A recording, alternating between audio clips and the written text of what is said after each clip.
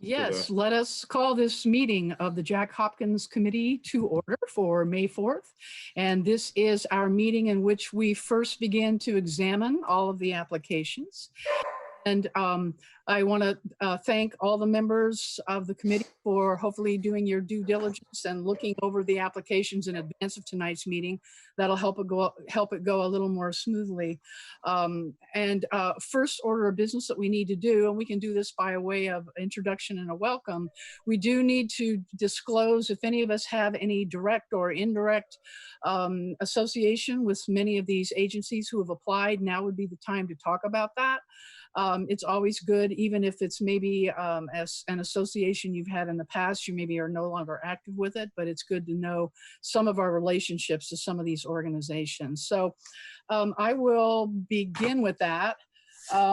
I am not currently serving on anyone's board, but I have served on the board. I've been the past president of the South Central Community Action Program. I have been a 7-year volunteer with New Leaf New Life. And more currently, I have been teaching a class for the MUM, the Made Up Mind Group. And I was doing that before we all had to sequester, and those group sessions, those group classes had to stop. But I did about 6 of those classes before March when we had to put things to an end. Anyone else have any conflicts of interest or any associations you might want to disclose? And then the next committee person that I see is Sue Scambalori. If you don't mind, we'll just. Hi everybody, Sue Scambalori. It's been several years, but once upon a time, I chaired the Family Selection Committee for Habitat for Humanity. But again, that's been several years. I don't have any other current board memberships. Thank you. Thank you.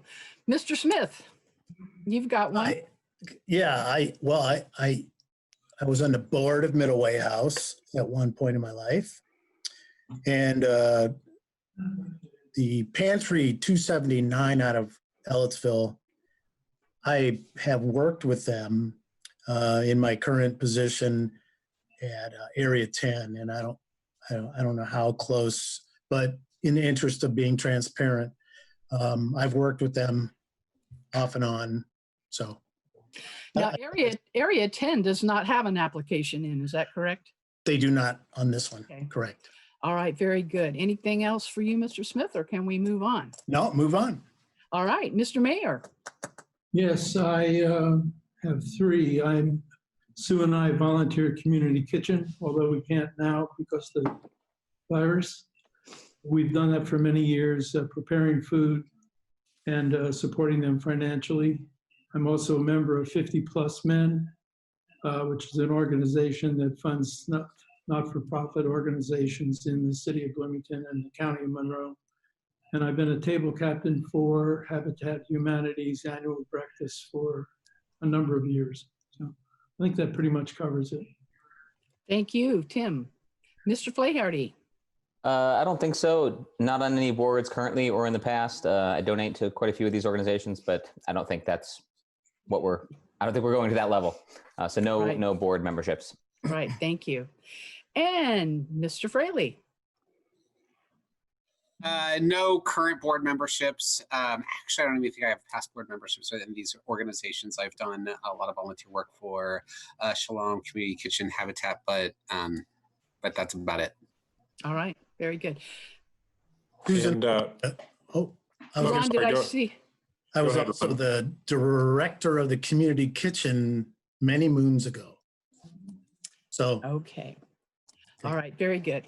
Now that we have the interests discussed, sorry, before we move yes, on, I just wanted to state it didn't sound like anybody had a financial conflict of interest. Those were all just relationships that members wanted to make known and to let the committee members and the public know that those relationships exist, but they can still participate fairly and objectively in assessing these applications. That's what I heard. So I think we are safe to move on. This is going to be a long meeting. It's probably going to be more cumbersome because with Zoom, obviously, when people start talking all at the same time, it's a jumble. And so we're going to have to be very systematic here. Before we begin, this is an unusual year. We all recognize that. We've discussed that from the very beginning of our organization of the Jack Hopkins this year. We already have it in our criteria to prioritize emergency funding sources for food, shelter, healthcare. But this year we do have a city's working group for social services that we have invited Beverly Calendar Anderson to be here with us. And I don't know if Doris Sims or Eric, you want to speak up here at the beginning, but I have asked Beverly if she would be here to kind of set the tone as to what her working group is looking at and where their priorities seem to be falling in the wake of the COVID-19 crisis.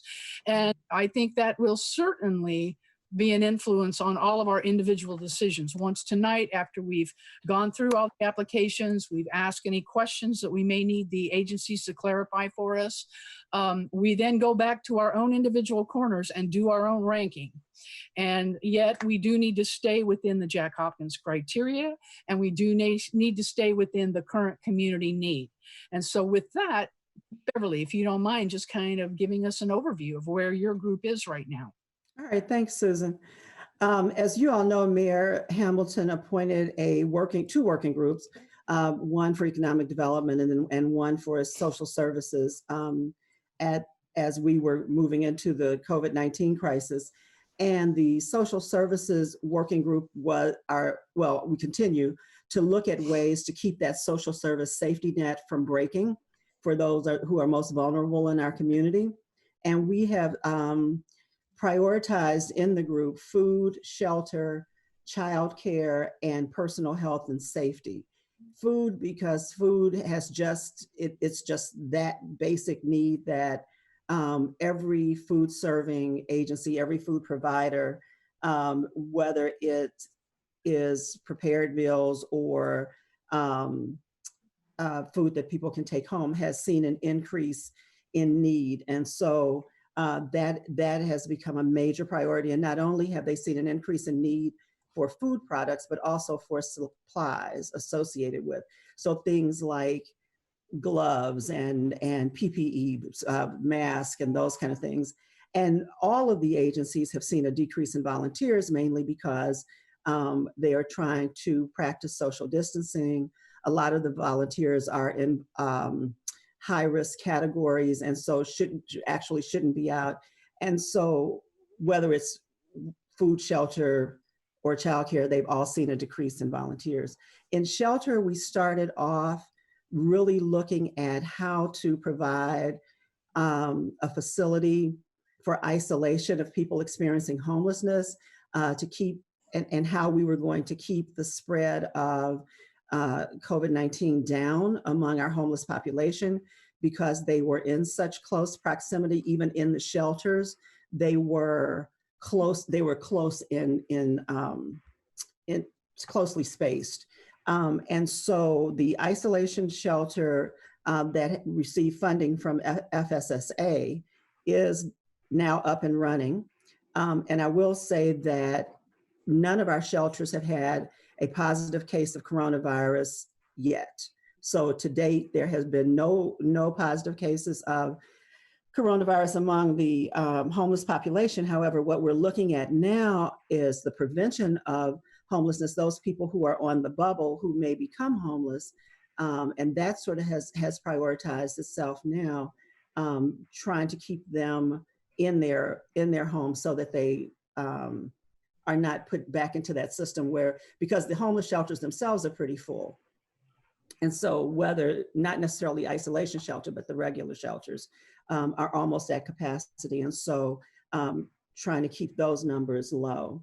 In childcare, we were looking at childcare for essential workers, for people who had to work in the hospitals and grocery stores and post offices who because school was out or other childcare facilities closed, did not have childcare services. And so we were looking at creating spaces for childcare for those workers. And so there was a primary and a secondary level of that. And also, and that would be from preschool to age 12. So those are the ages we've been looking at. And then we got to personal health and safety, and a lot of things fell into that, but mostly mental health things. And before the testing became free, we were looking at COVID-19 testing for people who were not able to pay for it or were uninsured, looking at things that could become public health priorities if not addressed early, things like hygiene for people experiencing homelessness and things like that. So those are the areas that we've been working in. We have addressed some immediate needs, some crisis needs. We're sort of moving from crisis to emergency now. So they're not at that crisis level, but there are still needs that need to be addressed. And I've gone through the applications, and some of them are showing up in those applications. And I'm happy to answer any questions that anyone might have about any of this. Great. And so, Beverly, are you going to be able to stick with us? Yeah, I'll be here. This? Okay, fantastic. Doris or Eric, do you have anything to add here? Just from a hand perspective? Good evening, everyone. So I'm Doris Sims, Director of Housing and Neighborhood Development, in case any of you don't know who I am.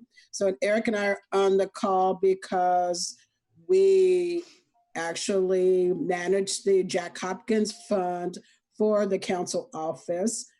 So I've had a chance to look at applications, but we also have received this year under Community Development Block Grant, our CDBG grant, a special CARES Act allocation that's a little over $500,000. So we're putting together our application process for that now and hope to be able to release that within the next couple of weeks.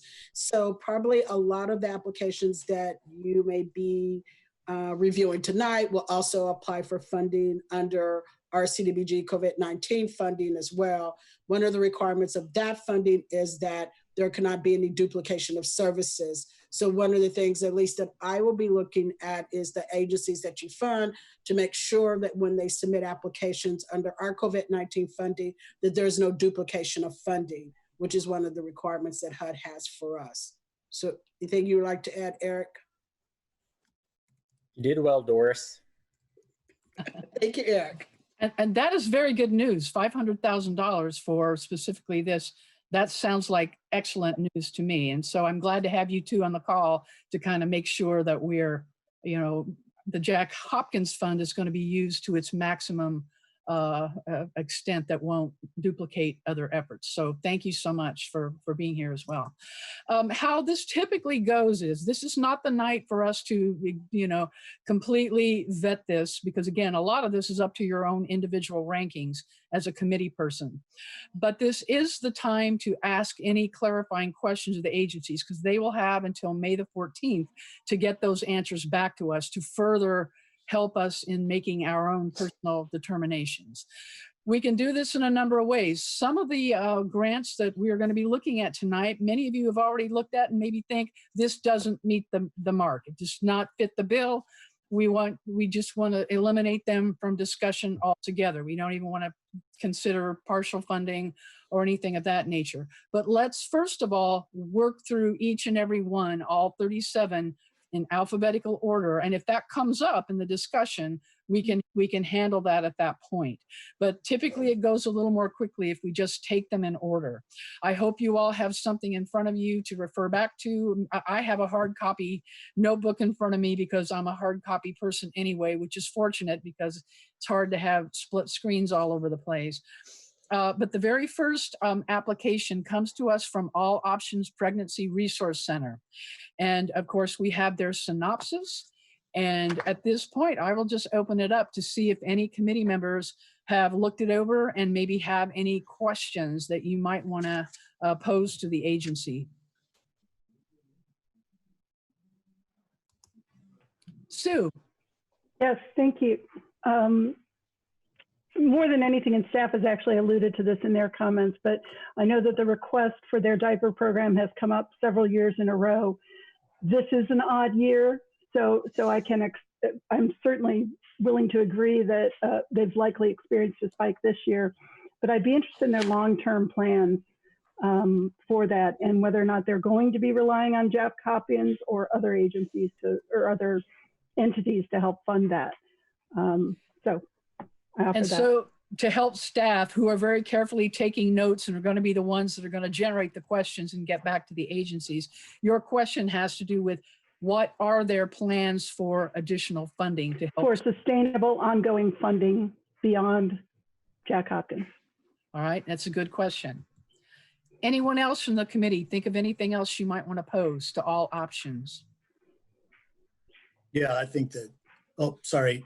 No, go ahead, Ron.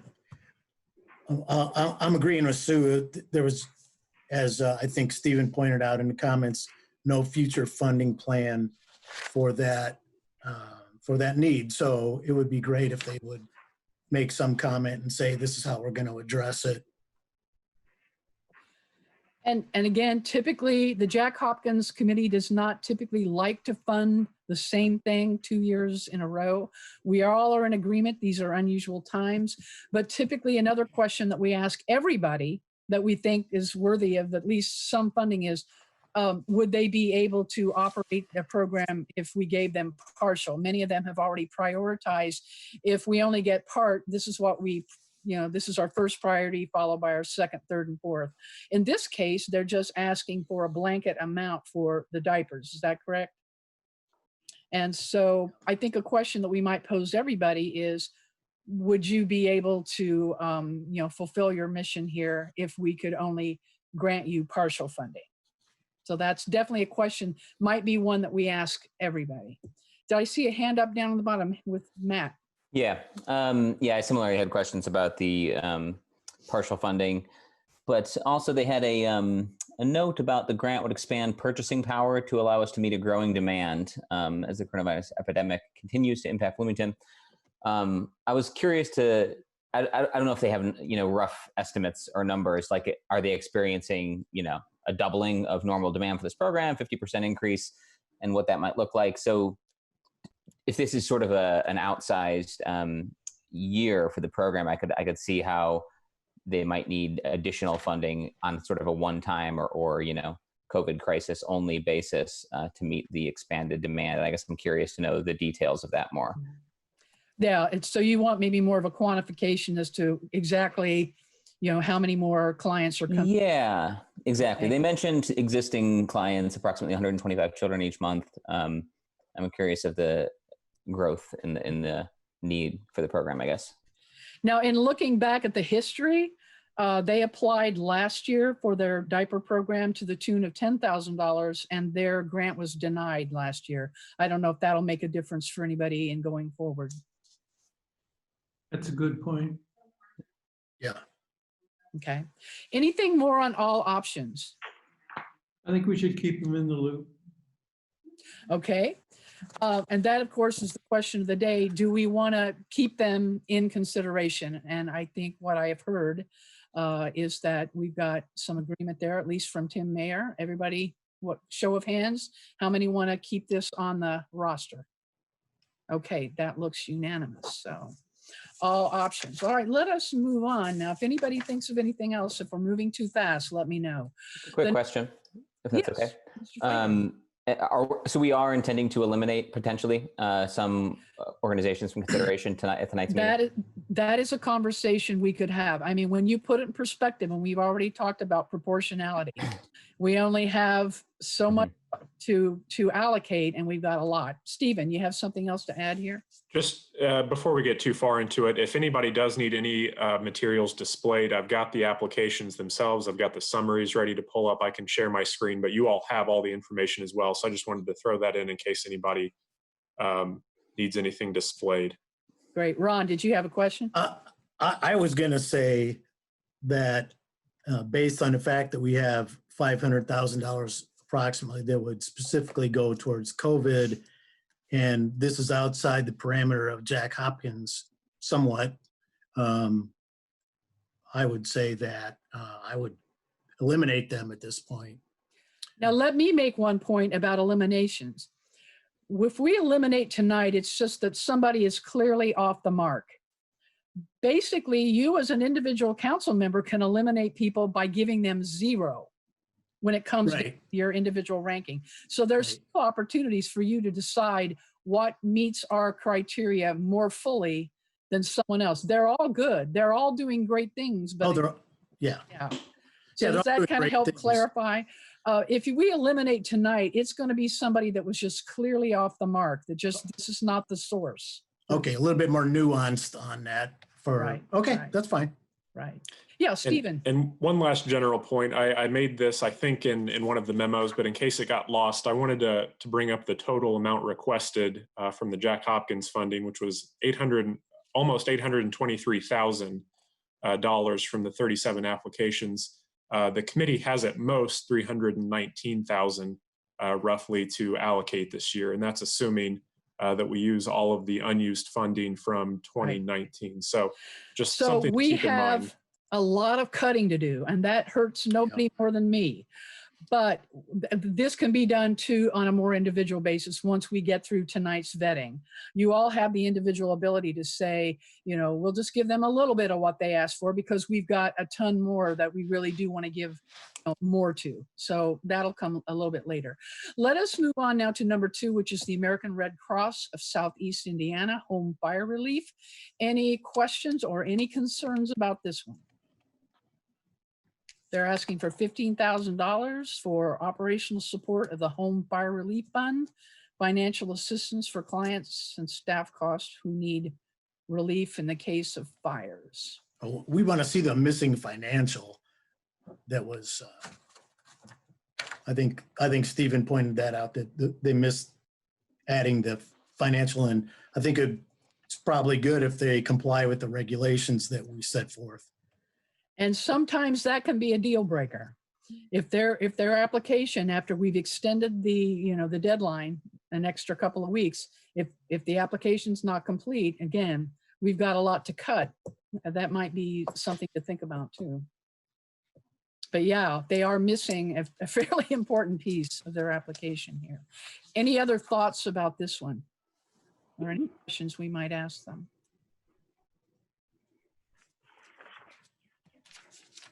Not seeing any hands.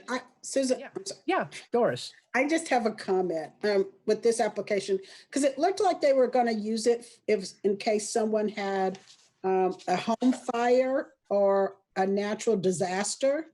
Mm-hmm. Not to say that couldn't happen between now and December, but as you know, or hopefully many of the committee members know, that this funding has to be utilized by that time period with a possible 3-month extension. So I guess I question if they're going to be able to utilize $15,000 between that time period. That's a lot of house fires. Yeah, that's a very good question too, because these are dollars that need to be spent down in a time frame here. Councilman Sherman.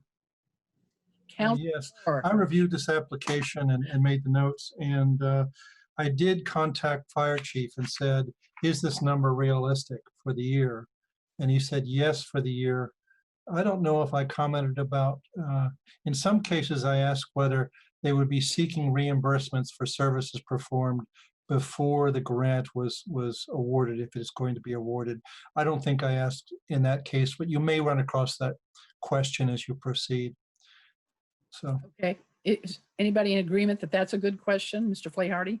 Yes, I had basically the same question, which was that they seem to be estimating a number of anticipated house fires, and presumably because they've been doing this for some time, I think they would, be able to give us data on what is the annual house fire in Bloomington, in the city of Bloomington. What are the annual number of house fires, and how many of those house fires have they provided services for, and even how much does that cost, I suppose, if they have any of those data points. Yeah, good question. Any other questions that we might pose to American Red Cross? Is anybody concerned that their lack of financials might just kick them out of the box? Yeah. I'm seeing a nod from Ron. Anybody else? Yes. Tim? Yes. So shall we take a show of hands? How many want to keep this in consideration? I actually have a question. Yeah. Yeah. I don't know what the history or practice has been on the Jack Hopkins Social Services Funding Committee.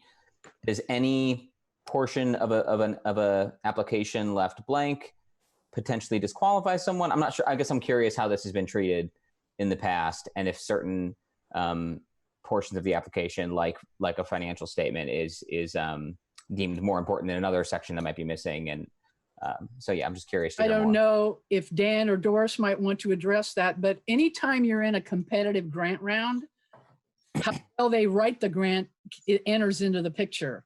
If somebody else answered all the questions, gave us all the documentation, they should be in. Somebody who's left out some critical piece of information, like, their financials, part of our criteria. That's kind of a big deal. Dan, anything further on that? I'm trying to recall, and I'll ask I'll let Steve Lucas address it. We do say on the front page of the application that incomplete applications will not be considered for, let me pull it up. Incomplete applications will not be considered for funding. It's right above the deadline for the application. I think it may be stated in other places as well, but it's on the front page of the application. So they're at least warned that can eliminate their submission from consideration. Thank you. Did they have any addendum or explanation? No. Just MIA. Yeah. And I'll also note for the committee, this came up during the organizational meeting. Council staff did not review the applications as they were coming in for completeness. We did that because most of the applications come in on the last day in the last hour, and we wouldn't be able to thoroughly vet those. So even if we could have vetted the ones that came in before that, they kind of started in a trickle. And we certainly had time to review the ones that were submitted early, but because we couldn't review all of them, we didn't review any of them for completeness, and the applicants were warned about that. They were told, it's your responsibility to read the materials. You're welcome to contact us with questions, but read through and you submit what you need to submit. And I did get a few questions. We canceled the technical review meeting this year, but multiple agencies emailed or called with basic questions, and we were able to handle those questions. So you will see a number of applications where they were missing one part or another. And if the funds were simply dispersed, like some grants work, I would have less concern with incomplete applications. But because people have to submit documentation and do follow-up with us to receive those funds, it's probably not a perfect correlation, but I would imagine that those who have difficulties with the complete application are also some folks we might have struggles with in terms of our processing of claims and such after being awarded funds. Okay. All right, after this discussion, what's the will of the committee on American Red Cross?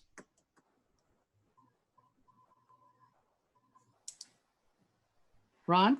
I would eliminate them since you have $800 and some $1,000 being asked for in 37 grants. We have to be pretty tough at staying to the guidelines. As long as the guidelines are stated and everyone understands, I think we have to be tough and say that's out. If that is a motion, do we have a second? Second. All right, let's have a show of hands. How many are in agreement with eliminating this? And I hate to be a stickler. I since we're doing this virtually, I know we're just in committee, but a voice vote would be Thank you. Would be better, and it can just be a quick run down the line. Okay, so I will be voting yes to eliminate. Sue Scamboluri? Yes. Ron Smith? Yes. Timothy Mayer? Yes. Mark Fraley? Yes. Matt Flaharty? Yes. All right, and that's unanimous from the committee. So we will move on. These are hard. I know, these are going to be tough. Amethyst House is number 3. Does anybody have any specific questions that we might pose to them with respect to clarifying their application? It's a big ask. men's house, a lot of rehabbing for the men's house and exterior work on the women's house, some cosmetic upgrades. Any questions specifically? I have one question. Yeah. Do you own the property? I'm not sure I saw that in the application. Okay, that is a, Yeah, because the Hopkins says that we would prioritize it or be less likely to prioritize it if they didn't own the property. yeah. Pardon me, I am a little bit distracted right now. I'm looking something at my screen that says my computer is about to restart, and I hope to heck they don't do that to me. I've been trying to snooze it, but it's kind of going along. So if for some reason I get cut out of this meeting, I may have to try to join you in process from another computer. I'm trying to X out of it. Anybody have any suggestions on how I can get them to stop wanting to reprogram my computer?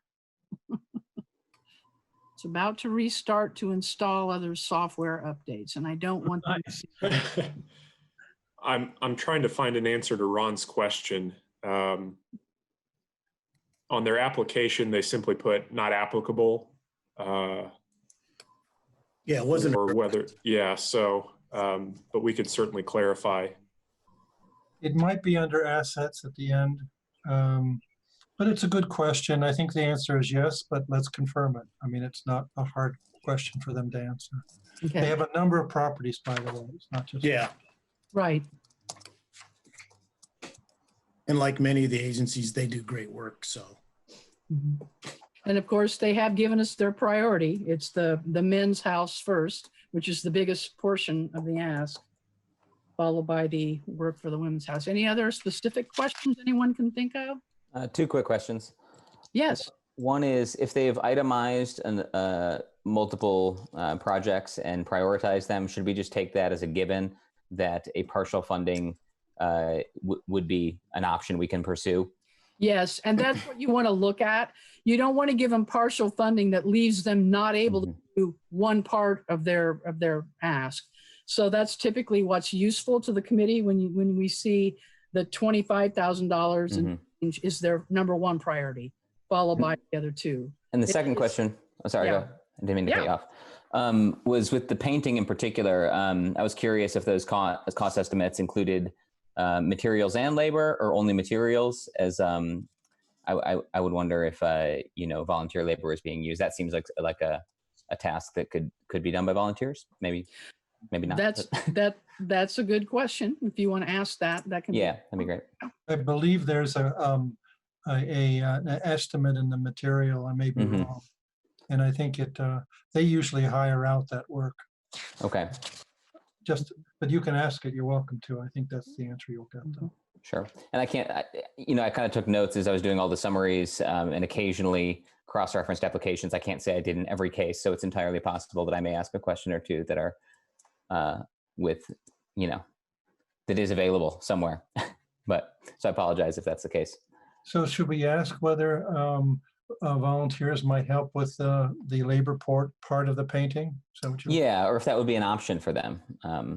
Again, we're as we all know, we're facing having done some exterior work recently, I think that's kind of iffy to do that. Yeah. Scraping and collecting the paint that comes off the house is very difficult to control, and it's basically looked after by the EPA. So, yeah, this might be a job for professionals. If we're going to be honest, it doesn't hurt to ask the question. Where I'm going. All right, back to the committee. If there are no further, Sue. Yeah, I'm just curious. I actually just skimmed the proposal, but I've read the synopsis, and I would just be interested in hearing them talk more about the degree to which these proposed changes are safety issues versus cosmetic issues. They talked about replacing a carpet, and I know that if a carpet gets moldy, the whole building can be sick. So if they could just speak to that, are there any needs that are critically related to safety, for example, or the health of the building? Are some less important? Particularly if we look at partial funding, I think that might help us prioritize. Right. That's a very, very good question. And again, keeping in mind what our priorities are in terms of food, shelter, healthcare, personal safety, if they can help point us in that direction, that could be useful. Any last questions here with Amethyst House? Now back to the committee. Are we in agreement to keep it on the roster? So moved. Okay. I vote yes for that. Oh, I'm sorry, Stephen. All right, just to make things go faster tonight, I would recommend just moving or having a motion if you'd like to eliminate an application from consideration. That way we don't have to vote every time. Good call. So we'll just assume this one stays for our consideration, and we will then move on to Artisan Alley, number 4.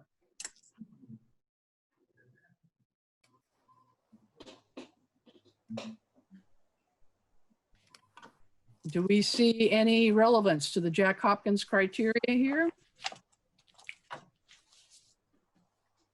Oh, Sue, I am sorry. Again. No, that's fine. The single biggest influence on my thinking this year is what Beverly says and what Doris says. And they have said food, shelter, childcare, and personal health and safety. In a different year, this might be more of a priority. And it is a small ask, but this might be one I would let go of for this year, just because of the nature of the proposal. Any other thoughts on that? I agree. All right, is this one that we've put up for a vote for elimination? Sorry, I had a question. I'm trying to review my notes as we go here. Did they talk about future funding plans? I was curious about that. I had taken a note in my notes here asking about it, and I'm trying to see if they, because I was curious about that. And this is a first time ask, is it not? It's not Yes. an organization that we're accustomed to seeing. It looks like it's just starting to organize, like it's starting up a program. Yeah. Right? So it looks like they're just looking for funds in order to be able to kind of get this thing a boost. Partly because it's a small ask, and I agree this doesn't necessarily fall within the scope, but partly because it is such a small ask, and given what a lot of families' needs are going to be as we're recovering from all this, I'm inclined to keep it in. If we keep it, I do have a question, and that is transportation. How do they get the children to the classroom?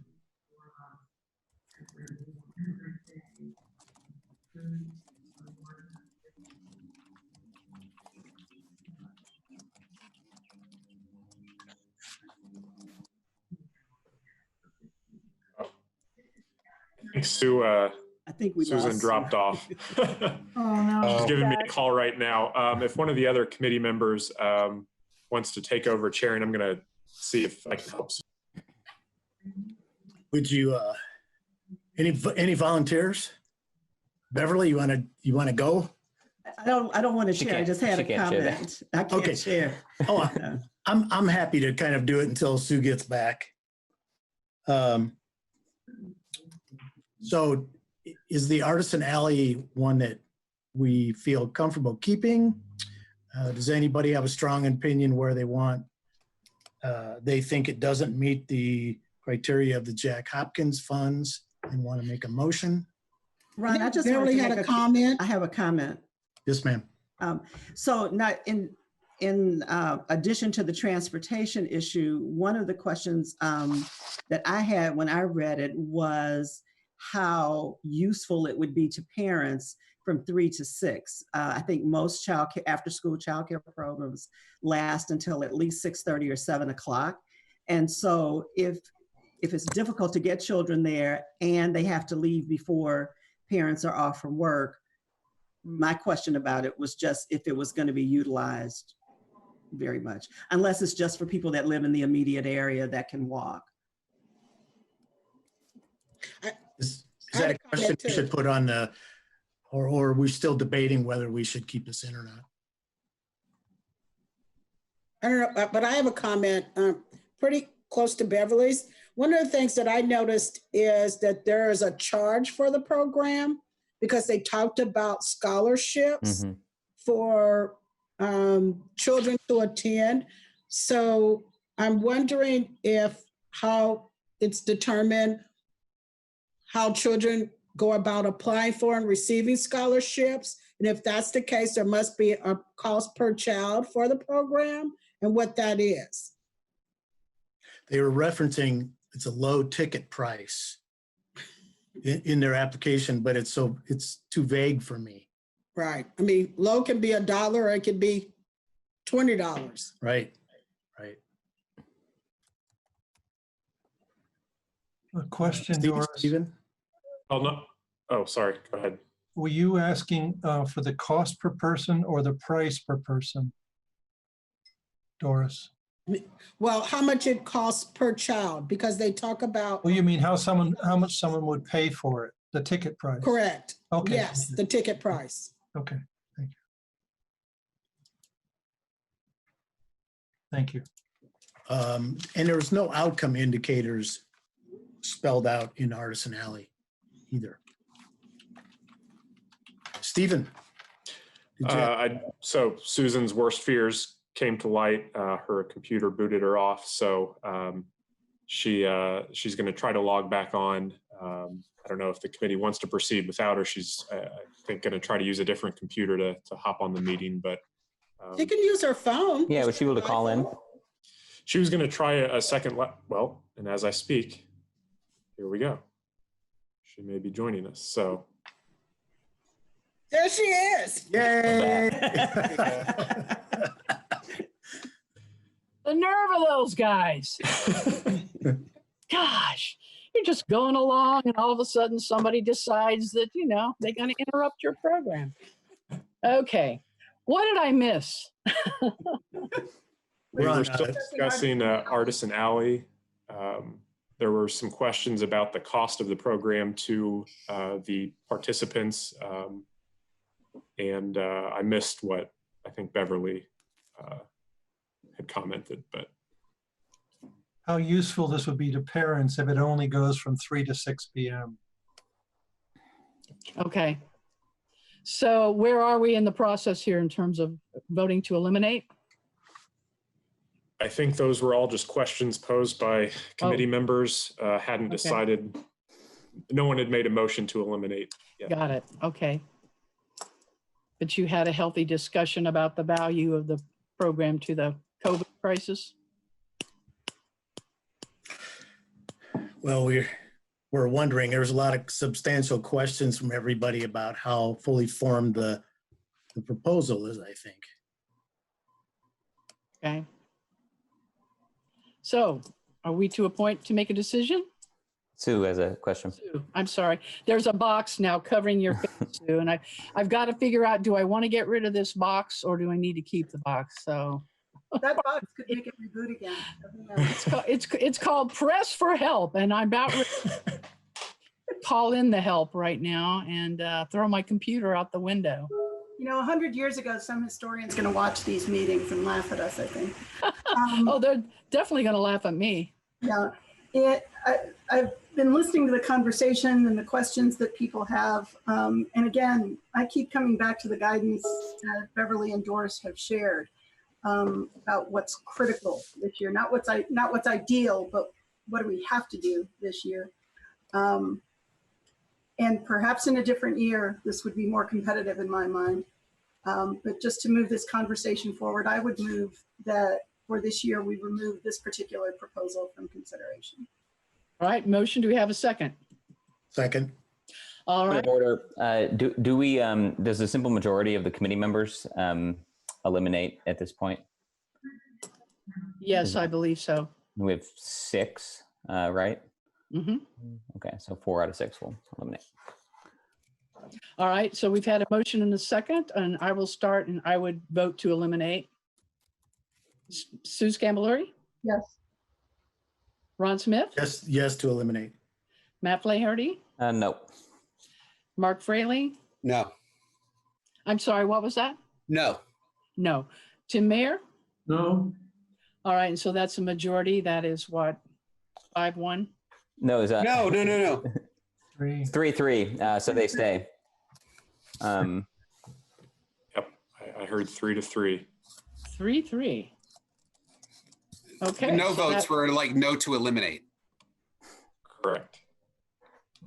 Let's start over. So we're voting yes to eliminate? Yeah, okay. And I would vote to eliminate. So what does that make my vote? Yes. A yes. A yes. Yeah. Yes. I think we all understood properly. Yes. It okay. was my intent not to eliminate. I think Mr. Fraley and Mr. Mayor shared that intent. Is that That is correct. So with the 3-3, the motion did not pass. right? So that to me would suggest that it stays in the They middle. remain. They Exactly. Right, okay. All right, it stays in the mix then. All right, you ready to move on to the next one?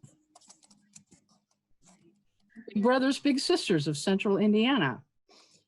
And they are talking about their loss of funding due to COVID, partial staff salary for youth organization. They need a development associate. Any questions?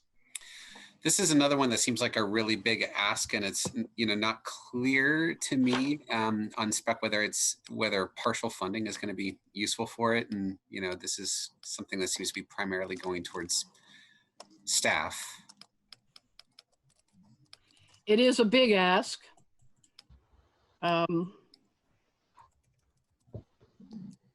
Do we have any questions we can formulate for them? Mr. Flaherty. Just kind of thinking through it as well. They've got, for the total project cost at the end, $97,500 that would come from other sources not yet identified.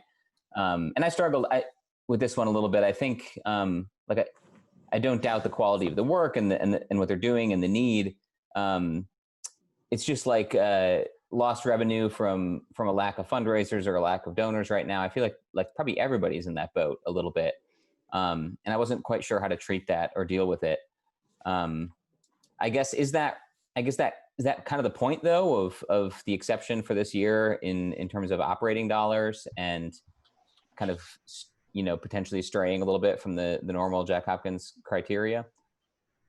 And I don't know. I'm kind of inviting others' thoughts. I guess it's not a question for the organization. I'm just curious to hear what people think about that. Yeah. Stephen, do you have a hand up?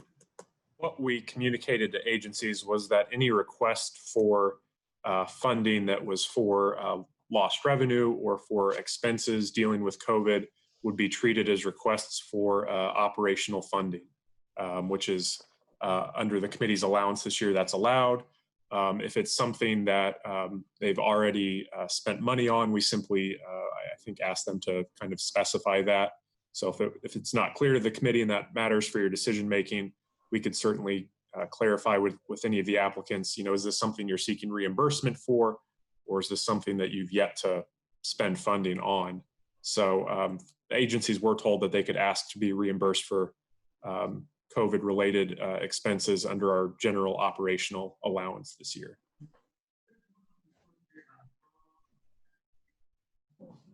Sue. I would be interested to know if there are plans to have a development associate predates COVID. In other words, are they hiring this person specifically because they lost their biggest fundraiser this year? And are they hiring this person to come in and solve kind of a discrete problem? Or has this been just part of their hiring plan and they're seeking assistance with it?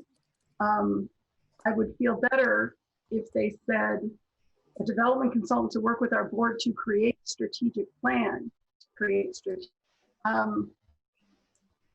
doesn't sound like, again, I'm a fundraiser, so I think about this, but it sounds as if hiring someone to create a plan and coach the board and not necessarily someone with fundraising metrics.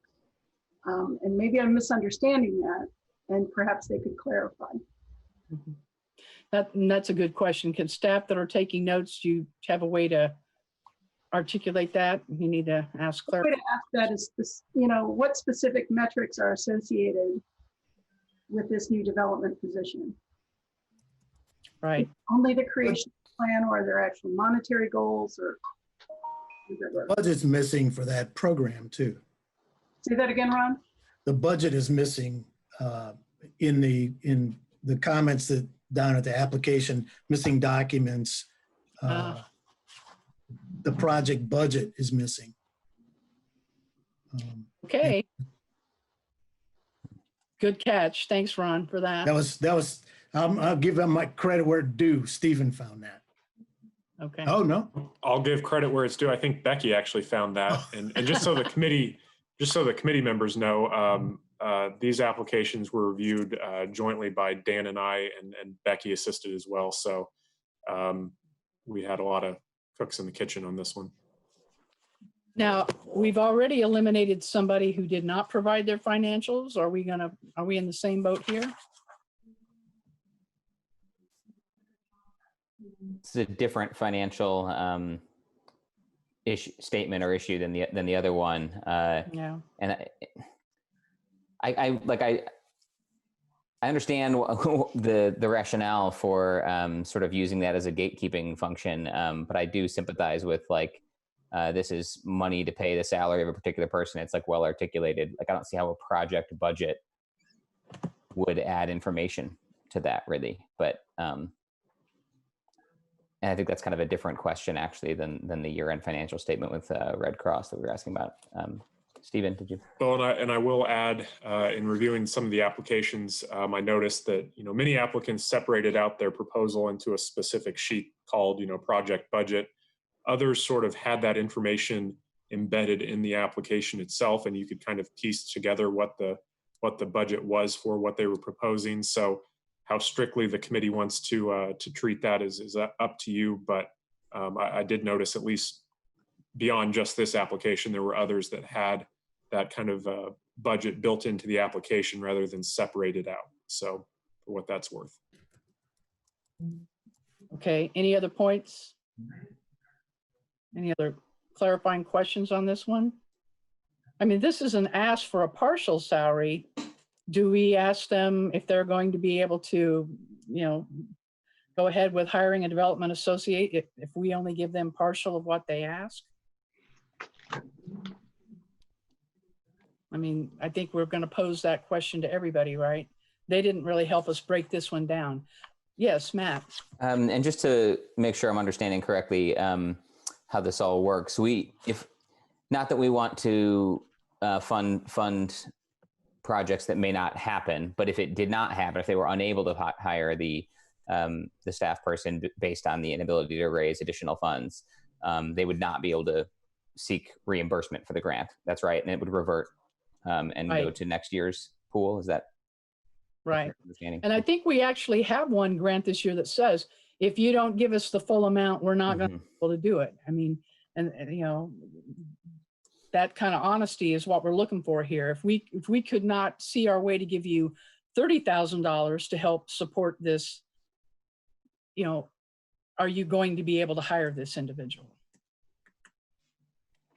I guess that's a good question for the organization. The other question I actually had was about their fundraiser too. They mentioned the Bowl for Kids' Sake, and I wonder about rescheduling that. Obviously none of us knows what the next 2 or 4 or 6 months may hold, but planning for a September or October replacement fundraiser, I would think would be prudent for any organization that lost its hallmark fundraiser during this. That's a good question. 2 months. So if you could ask that. Have they considered rescheduling the event at a later time that's more doable? Doris, did you have a point you wanted to make? I was just gonna make a comment that under the cost, when we asked them for order of priority for partial funding, they just list a portion of each of the things that they want.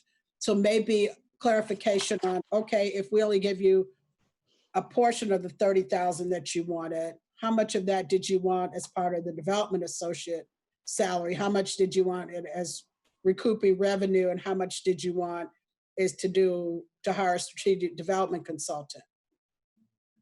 Because that's not clear in their application. Yeah, to break it down. Dan. Yeah, in reviewing this application, I noted that the second request is not for a cost, it's for replacing revenue. If you want to fund this, and we're going to do a funding agreement, you should say, what are you going to use this money for? So we know whether or not they do what they said. So I think asking that how would you use the recouped revenue? And so I think that would be important for any funding agreement. I agree. Good question. Any other questions anybody's thinking about this? Okay, we ready to move on to the next one? I assume we want to keep this on the roster. Okay, let's move on then to number 6. This is Bloomington Cooperative Living.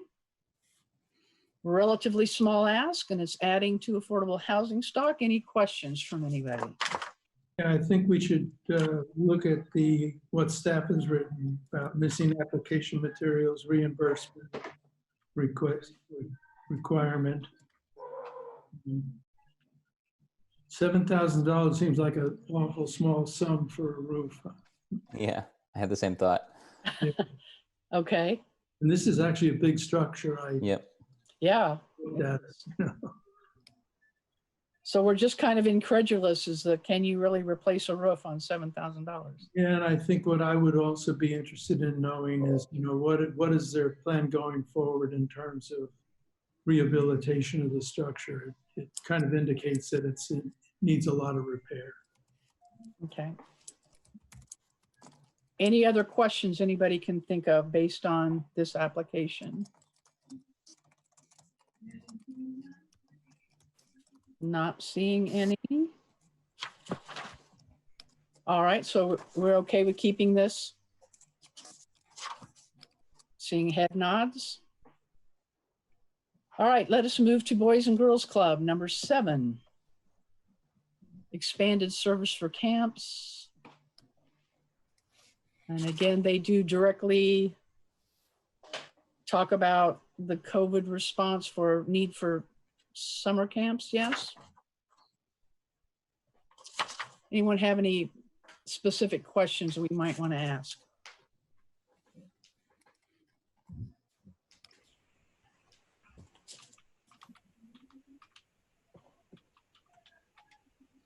Is everybody kind of just looking at your materials here? Mhm. Let me know if I'm moving too fast.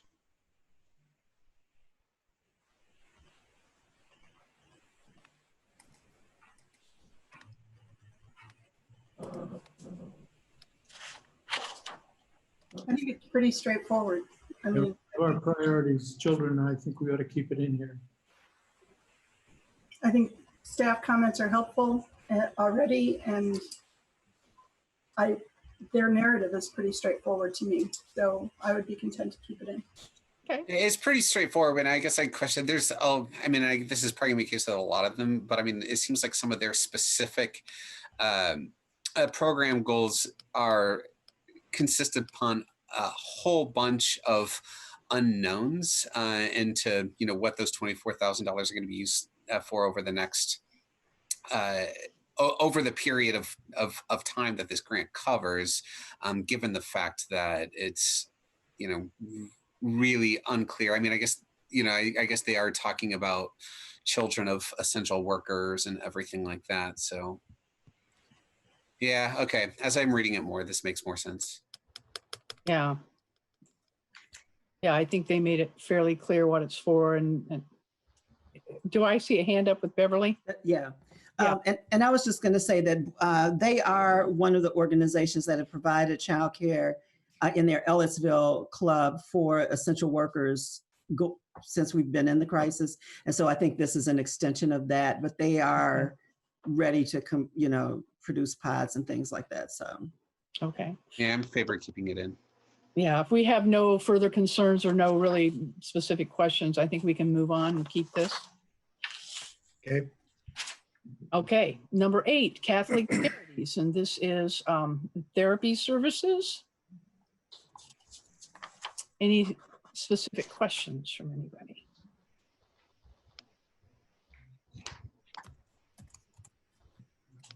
The one question I had is, do they not receive funding from FSSA for the therapy hours, even though the person is an intern? I didn't know, and I don't know the answer to that, but since that's what they want the money to cover, I wondered. Good question. Can we get that one on there? Anyone else think of anything else? Yes, Sue. I would be interested, I'm not familiar with how their insurance reimbursement works, and I would appreciate some additional information on perhaps the percentage of their services that are covered by insurance, what percentage of their budget they rely on insurance to provide, because I think that would help me anyway gauge a little bit more accurately what kind of difference this money would make. Yeah, it seems to me they addressed that in here somewhere, but I don't know if I highlighted it carefully enough. But if we're unclear, yeah, Dan. When it comes to their well-developed plan for future funding or their attempt to answer that question, they do talk about how they've been successful in essentially getting money for new staff, training them, and then eventually being able to pay for them out of the reimbursements. At least that's what they say. I think the question about how whether interns get reimbursements a good one. I don't think they addressed that. Okay. So any additional questions that will help clarify here? Oh, we're losing committee members. I'm coming back. We gained a cat though. So. Yeah, working for FSSA before, for anybody who there's usually mechanisms that some of the funding helps that, and maybe not in this case, but. Okay. Sorry, I had to go plug in my computer. Okay, we don't want you crashing on us in the middle of the meeting. And should we wait for Matt to come back before we move on to the next one? So basically, we're feeling okay about this one, okay. Yes. Why don't we then move to Centerstone, number 9. Big ask. Very big.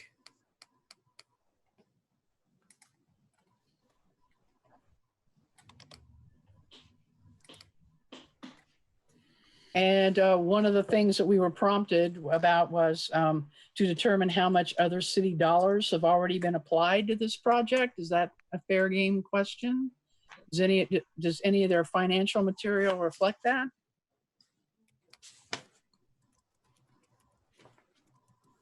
I don't think so. It's for security equipment, right? Yeah. Correct.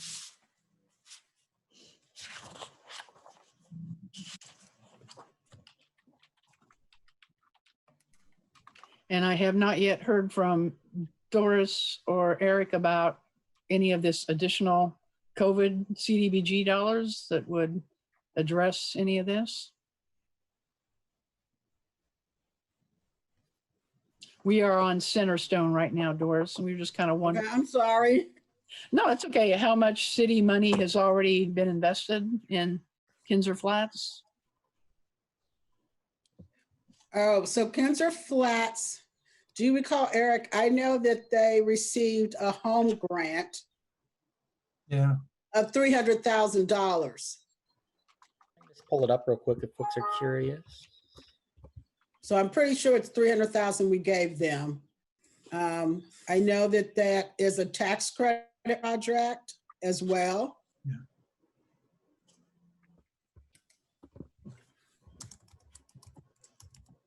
And our security cameras within the parameters of the Jack Hopkins grant. Food, shelter, healthcare, childcare. Yeah, security cameras have been asked for before, and it's very important for the protective health and safety of the individuals living. Sure. And this is housing, so this definitely falls into food, shelter, Okay. care, personal safety. I'm just concerned about what other funding mechanisms have already been applied to this. And my question, I think Doris left the room, was, with the new CDBG dollars, be useful for this particular ask or not. Now, for this particular ask, put security cameras. This is a brand new building. Yeah. That they built right off of Kinser Pike. Mm-hmm. So they would not be able to utilize the funding for that, for this building, because it's not something that would prevent the spread of the virus or stop the spread of the virus, just to put security cameras in a brand new building. Oh. Okay. Home funds were 175,000, but that's not related to our special COVID allocation. Okay. So what they're asking for, or I guess we just need to determine, you know, is this the best use of our priorities this year?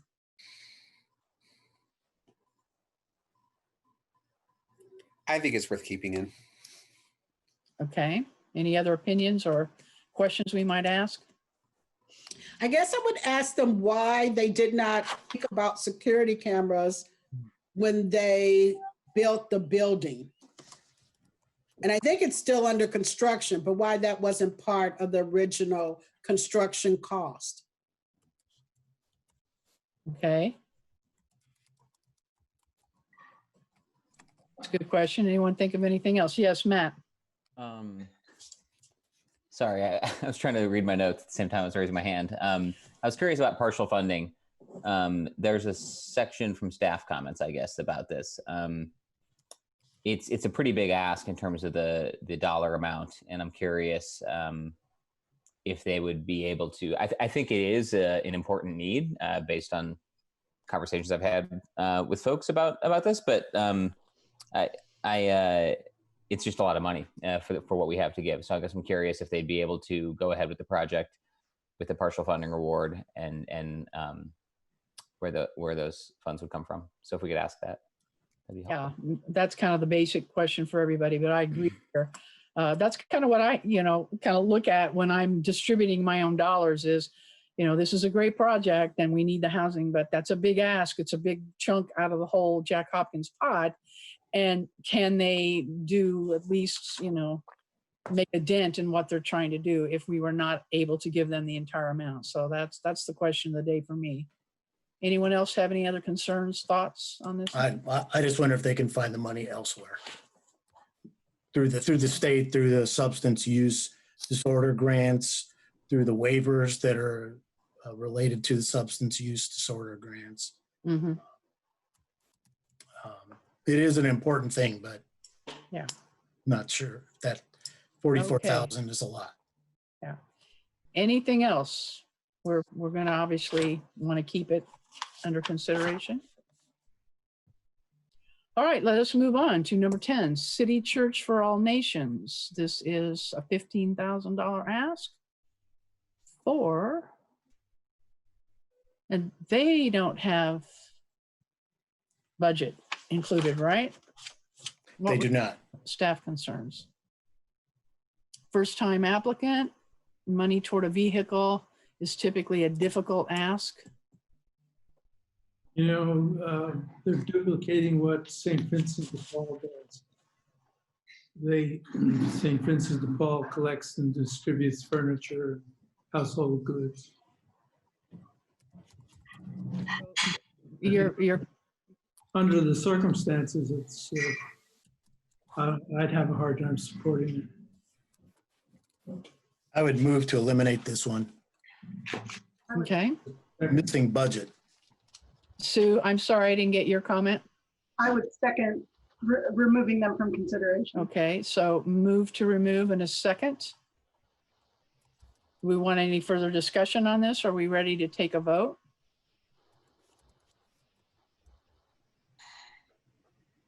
I'm ready. Ready.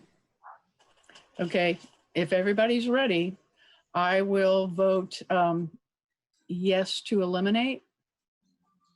Sue? Yes to eliminate. Ron? Yes to eliminate. Matt? Yes. Tim? Yes. And Mark? Yes. Okay, so that one is off the roster. Thank you. Moving on to Community Kitchen.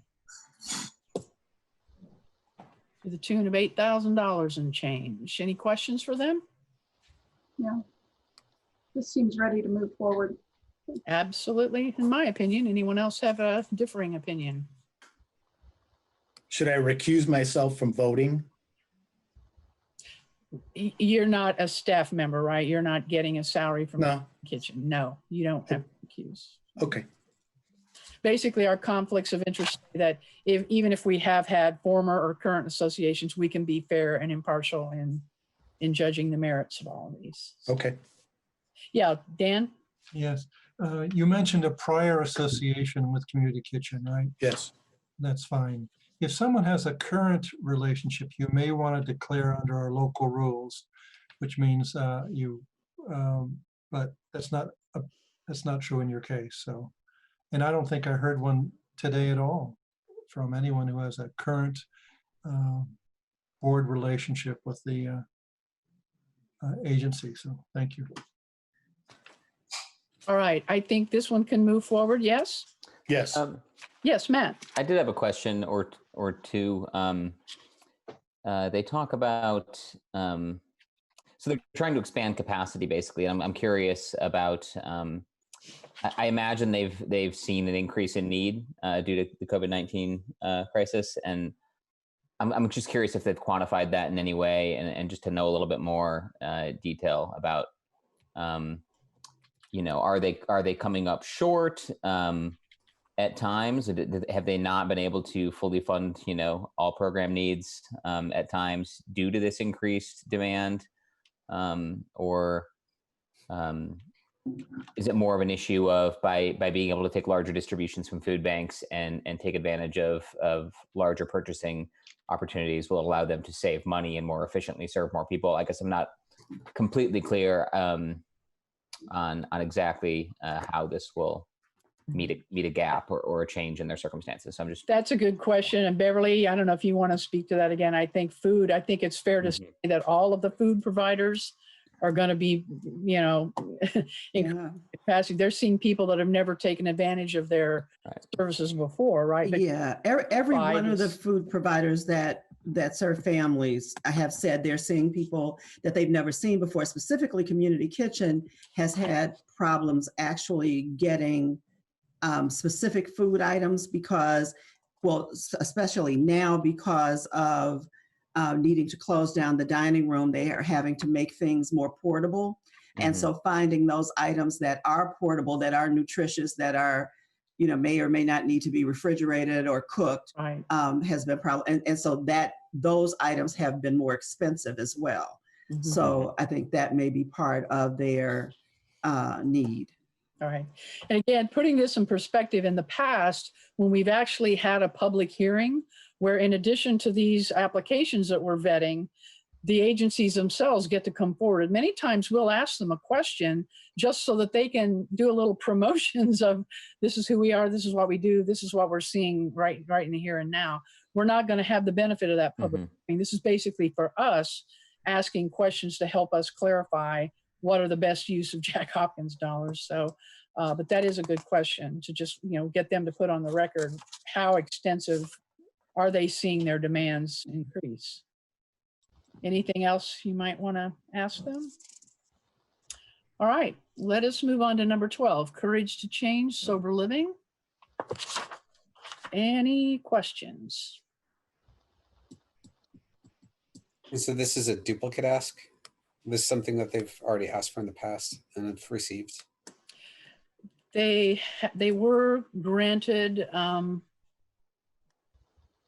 certain amount for the program last year. Yeah. This is housing, and this is, I mean, I'm looking at it from the lens of the COVID crisis and how difficult it may be for some of these residents to make their rent if they were furloughed or they're not working. And so this is a pretty relevant ask. I think, asking for the same thing twice in a year, while that's typically not what we do, I'm kind of looking at this as an important need in the community. But anybody else? Yeah, Beverly. Yeah, I would say that this would fall under the category of homelessness prevention. Yeah. because the residents there do pay, but a lot of them are also lower income workers. And so they work, but a lot of them have probably been laid off or taken reduced hours. And so they're not able then to pay the full amount of what they're charged to be there. So that would be my input on that. I mean, this is what they do. Mm-hmm. Provide housing for individuals in recovery in a supportive environment. I definitely see the value of it. It's a relatively small ask given the whole pot, but any other questions or concerns from anybody else? Okay, so go ahead and keep them for consideration. Everything else is good in terms of. Susan? Yes. Oh, I'm sorry, Dan. Yeah, this is one where they did not, I think, indicate city residents served. It might be a good time to have them answer that question so that you have that before you. Yeah, in terms of city residents served, are these like scattered site housing? That maybe some of them may be in Bloomington, some of them may be in Monroe County. Anybody familiar? But that would be a way to pose the question: is how many do you intend to assist that actually are in homes in Bloomington? Since they didn't clarify that. Right. Is that a fair question? Fair question. Yep. Yes, Stephen. So I don't think I reviewed this application. Dan might be able to answer this. I think this 2020 request is for operational funding, and I didn't know if this was for a different program than their 2019 request, or if it's for the same. It's for the Fresh Start Rent Subsidy Fund. And if I'm looking at 2019, Fresh Start Rent Subsidy Program. Yeah, looks like the same one. Last year. The same facility, I believe. Yes.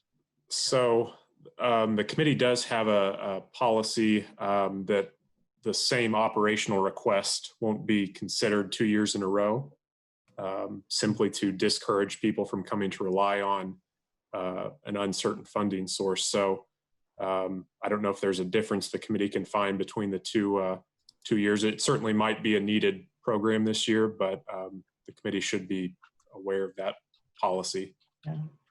Sue, and then Matt. I think we should just ask. We can just let them know, look, this is the position we're in of trying not to create Hopkins money. Is there something significantly different? So I think housing is an important enough issue to keep them in the mix, but I think just asking them that question and asking them to help us understand what's different would be useful. Yeah. Well, for me, what's different is COVID-19. True. And even though I know we're going to be making exceptions to our own rule here, but I would be willing to do it in the lens of COVID. Matt, do you have another concern? No, I guess it was just related, which is that are they anticipating a greater need because of COVID? And could this be characterized as a one-time expansion of an operational program they have now put in place? So even if we funded it last year, if they are self-funding that portion now, but they're seeing a need above and beyond because of the insecurity caused by COVID-19. Like, right. It's kind of this is like a repeat question with multiple organizations. I'm curious about the change, the kind of before and after impact of right. What's happening. They do acknowledge that this is, a similar request, and that it is specifically as a result of COVID-19 that they're dealing with a lot of people who have lost jobs and everything like that. So I think the spirit of the rule is we don't want them coming back to the well for the same thing instead of looking to other funding sources to help them through. So I don't know if we've taken a hard enough look at what their other mechanisms are for, getting their funds. I think it's kind of significant too that Sober Joe Coffee, which is one of their sponsors, is also no longer in operation now due to COVID. And so that is, in a way, it's almost like maybe gap funding, even though, it's the same ask, but they, I did see some indications in here that this is a pretty critical year, especially for housing, for the vulnerable. So I'm okay with keeping it in unless anybody can convince me otherwise. I'd like to ask, maybe we can add one more question, how they administer the $250 rent subsidy, if it's paid directly to the landlord. Maybe just a further question of clarification. I'm not super familiar with their model.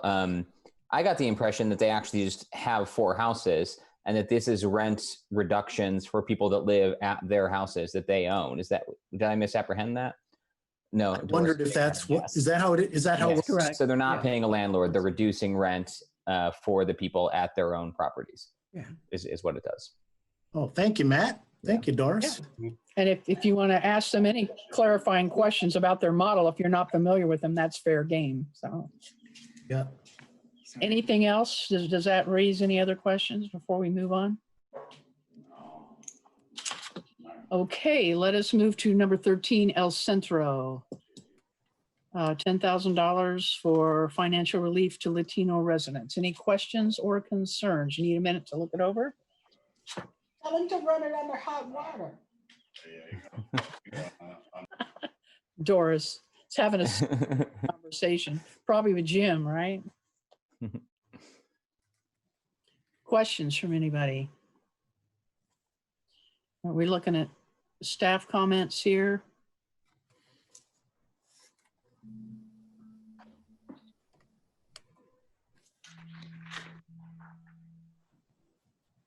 I think the staff concerns had to do with reimbursement and monitoring of who decides where this money goes. Do they have mechanisms for that?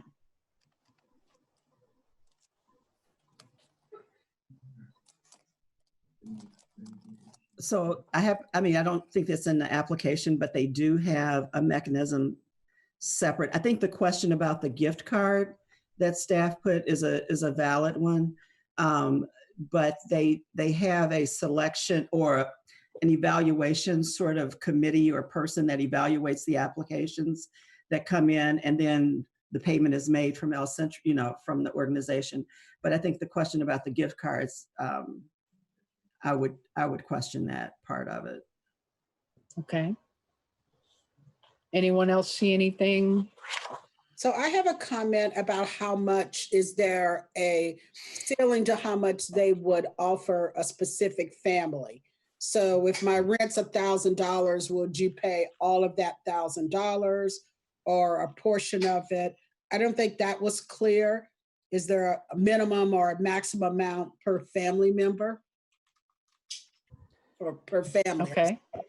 Yeah, that's a good question. It seems like a little bit less of a established structure to a program versus just we know people are struggling. We'd like some money to be able to help them when the need arises. And not that that's a problem necessarily, but I think, yeah, being careful about how we track it and what their application is like. And if there are caps, like Doris just mentioned, that sort of thing would be good to know more about. Well, and I think it would be important for documentation, because one of the things that we will be looking for if we offer a similar type program is a documentation to say, okay, I could not afford to pay my rent because I lost my job.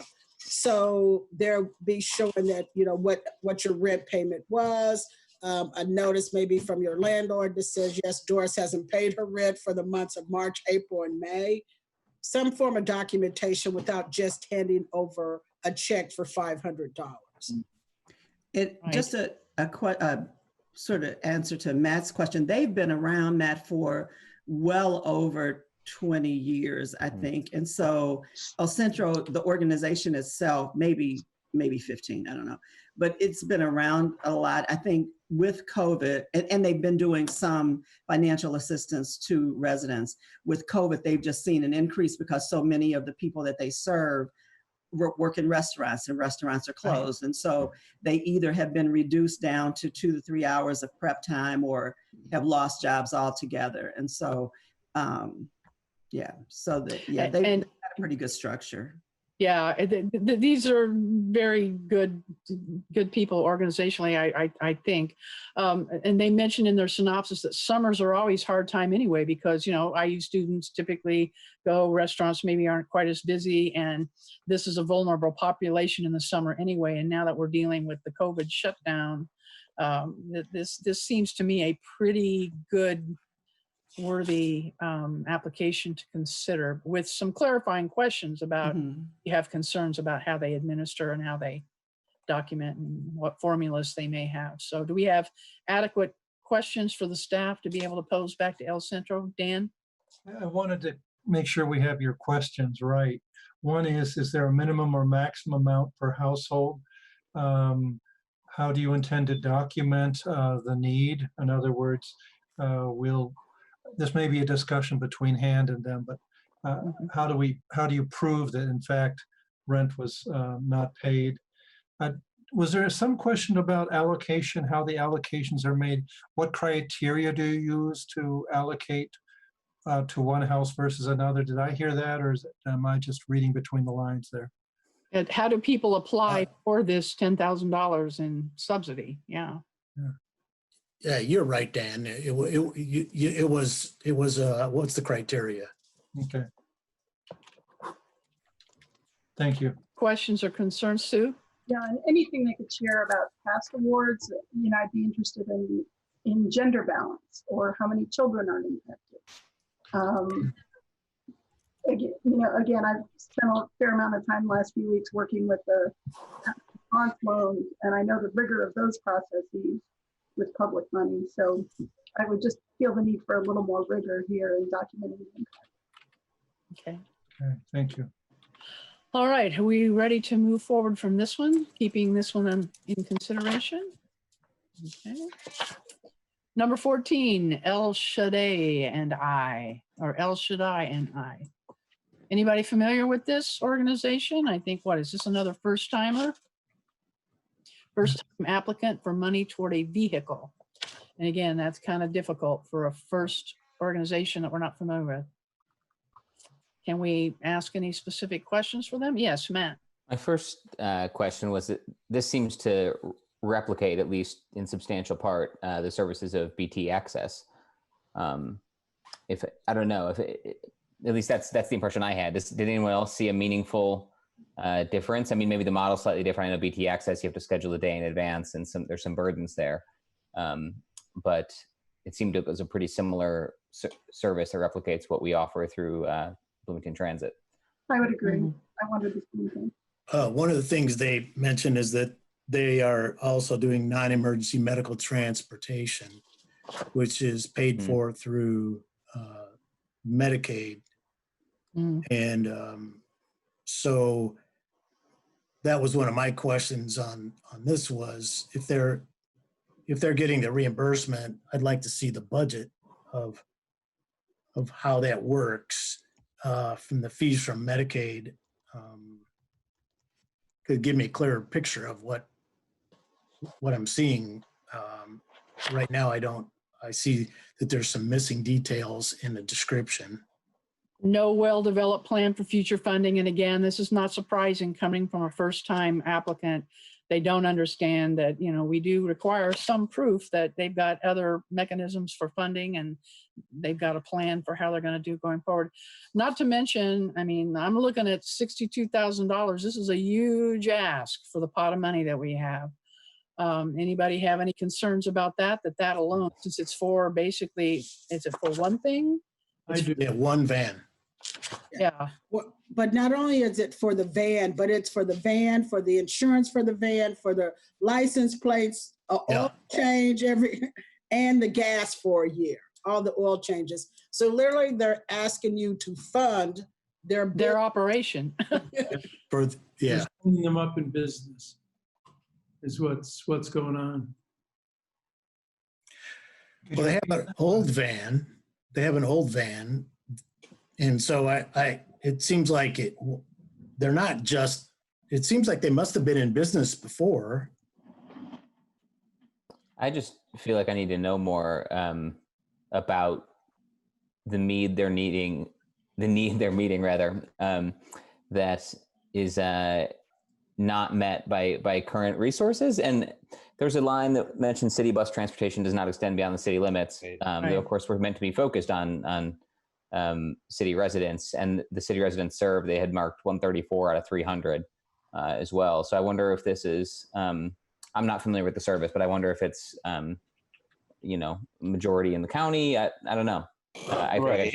Conceivably, city residents can have needs outside of the city that we could be servicing, but I do agree that that's a legitimate question to pose to them. Sue, you have a question? I feel like this maybe is not a proposal that should go forward. That's what I'm thinking. I just want to wait to hear from what the other committee members are thinking. It's a big ask. It's a lot of unknowns. I could go either way. In my initial rankings, I put them fairly low for some of the reasons we talked about. I guess I'm curious to know more. And as Stephen noted earlier this evening, it kind of doesn't hurt to ask questions and learn a little more, and maybe that helps the organization too to understand why their application may or may not be accepted. But so I don't know. I'm kind of on the fence. On considering them going forward. In the bottom paragraph under proposal where need is shown, it says they would be able to reach out to the surrounding counties, which also show great need for non-emergency transportation. It's currently not being met. And certainly I agree with that, but that seems like that's outside the parameters of the Jack Hopkins Fund. Any other thoughts on this?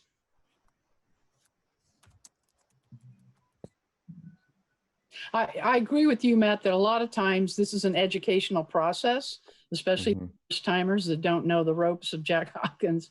On the other hand, this is an exceptional year where we've got a lot of really good proposals for, we're going to have to be judicious. So I'm kind of inclined to cut. Sue, what are you thinking? I think we can also help that education happen in a setting other than the full-blown process. I think there's always opportunities to meet with someone who's seeking funding to talk about their application. I don't feel the need to necessarily do that in the context of a program, the Jack Hopkins program, if there's really minimal chance that they're going to get funded. And I have too many questions about this. And if I had to make a decision between you can't buy part of a car. So if I had to pick between this option and providing food for people or providing shelter, I would have to err in that direction. Not to diminish the importance of this need, but I think there are flags that I would feel comfortable pulling it. We have a motion? So moved. Second. All right, we have a motion and a second to eliminate, is what I'm understanding, El Shaddai. So starting with myself, I will vote yes. Sue? Yes. Ron? Yes. Matt? Yes. Tim? Yes. And Mark? Yes. All right, so that's unanimous to eliminate them. Again, oftentimes when people are eliminated, that's kind of educational in itself. And they may come to us and they may come to staff and say, what could I have done? Or if I want to be, competitive next year, what can I do? So sometimes. Susan, I think one of the opportunities that created by COVID is this forum. This is recorded. Someone could actually have the benefit of your deliberation and draw some conclusions. Right. It's more vivid than minutes. So I offer that for your consideration. Thank you. Good point. All right, let us move on then to number 15, Foundation of Monroe County Community Schools. What do we think about that? Questions, concerns?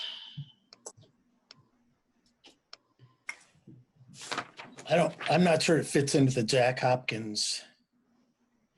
That was my initial thought. And again, I want to support the public schools, but especially looking at the frame that we're looking at Jack Hopkins this year for food, shelter, healthcare, a STEM lab Was this somehow connected with the Dimension Mill? Is that what I saw? Anybody familiar with this? No, that's, I think, No, that was the coding That's school. the South Bend Code School, yeah. Yeah, this is different. Oh, okay. I think this is outside the purview of our priorities for this year, to me. And there are also a number of foundations, number of private foundations that have an interest in STEM and STEM for young women and things. So again, in the scope of all that we have to respond to this year, this just may not be a fit for us, I think. Yeah, and as you say, in another year, this might have been attempting, oh, hey, here's a good stimulating project for the community, but I don't know. Any other thoughts on this? Maybe if this was done in partnership with, I mean, if we're talking about feedback, maybe if this was done in partnership with after school programs or something that can blend with childcare, it would be more compelling. But just for Jack Hopkins this year, maybe not. And staff It's also a comments. government. Oh, I'm sorry. Go ahead, Ron. Sorry, it's also a government entity, right, that may be able to draw their own funds. With another taxing unit, yeah. Right. They are not right. a taxing unit. We've Yes. run across this before with them. You can give it a low priority, but it's not as though it's the school corporation. It's the foundation for the Right. schools. That's come up in the past. Oh, So, I see. yeah. Thank you. Yeah. The staff had made some sort of a comment. If funded, this may require the agency to seek an extension from the director of hand. I mean, would they be able to, spend it down upon the time the equipment's delivered? Yes, that's, I raised Yes. that question because it looks like they were anticipating completion sometime in November, December. But that's something that HAND is capable of, the director of HAND, Doris, can grant. I just pointed it out because it may be required if you fund it. Any other further thoughts? From the comments I've heard, I don't think it'll get funded. So we might as well just close it out now. Well, I would point out, we've only eliminated 3 so far out of 37. And once again, I will remind you, even after we eliminate the clear ones that we really don't think meet the standard, you still have the opportunity to eliminate in your own funding formulas Right. that you think hit the priority mark and things that you don't. So do I have a motion for this one to eliminate, or is that where we're going? Motion to eliminate. Second. All right, that's been moved and seconded. Let me start with the other end of my screen here with Mark Fraley. We're voting to eliminate. If you, Yes, eliminate. all right, Tim, Yes. Matt, Yes. Ron, Yes. Sue, Yes.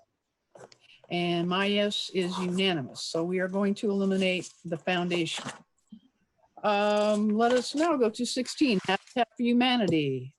Another big ask, but let's take a look at it. Anybody have any questions?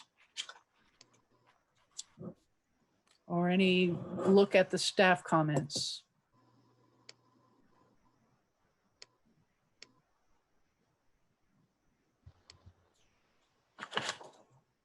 Oh, Stephen, I'm sorry. This might be a good application to bring up the committee's recently adopted criteria on proportionality.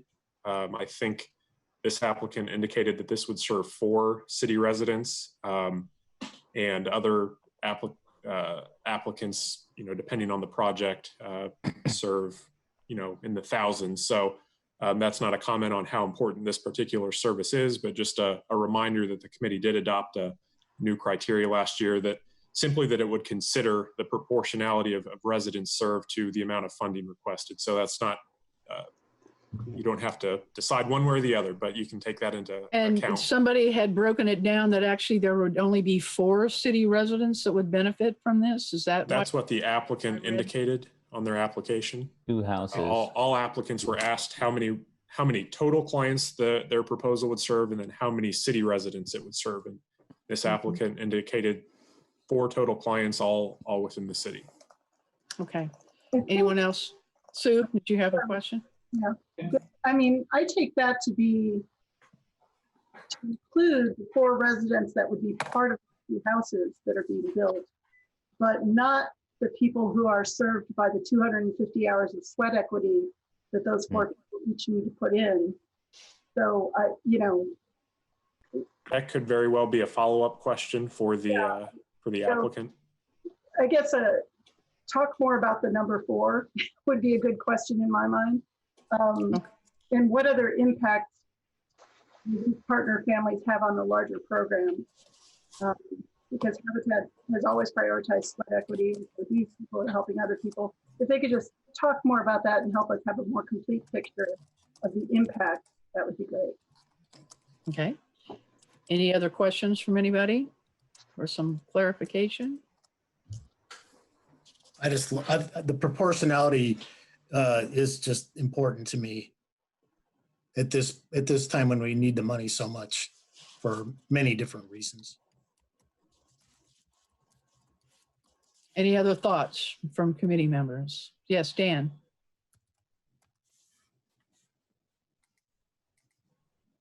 Oh, Dan, you're muted.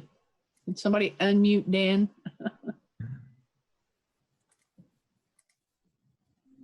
My apologies. I had a kitty underfoot. I was suggesting that you might want to go and look at the history of funding, because your deliberations, in other words, proportionality, they have, and the use of volunteers, you'll see if you look at what was funded, not funded, you get a sense of what prior committees have done. So I'm not telling you how to act, but you'll see that you've gone for equipment in the past, trucks. Sometimes you have not wanted to fund the Restore store, which is interesting. That's their fundraising mechanism.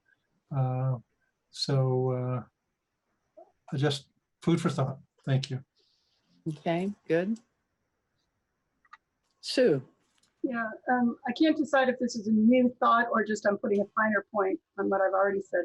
But I was struck by what they said. Habitat is offering forbearance to homeowners unable to pay their mortgages due to COVID-19 income loss. That's some of the money being made up by these bridge funds.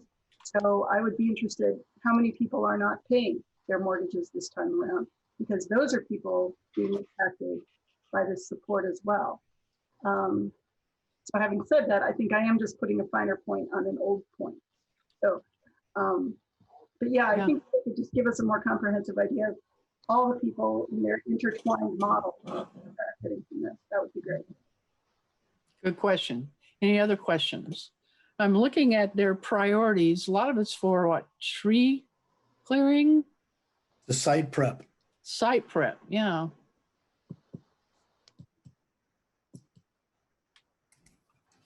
And so, you know, in terms of partial funding, since this is a fairly big ask for the proportionality, maybe questions about, you know, I assume that they've ranked them in the order of what they want first, second, third, and fourth.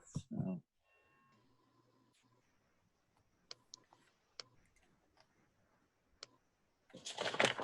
If there are no other questions, are we just in agreement to keep it on the roster and ponder some of the answers to the questions that they'll provide, or answers to the questions? Okay. Health Net Bloomington, formerly Volunteers in Medicine. What are we thinking about this one? Certainly meets the criteria.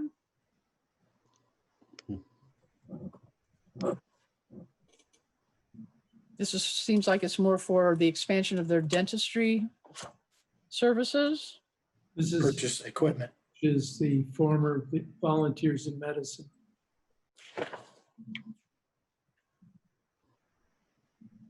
Right, this is a brand new organization, but it's a spinoff of the one that we know and love.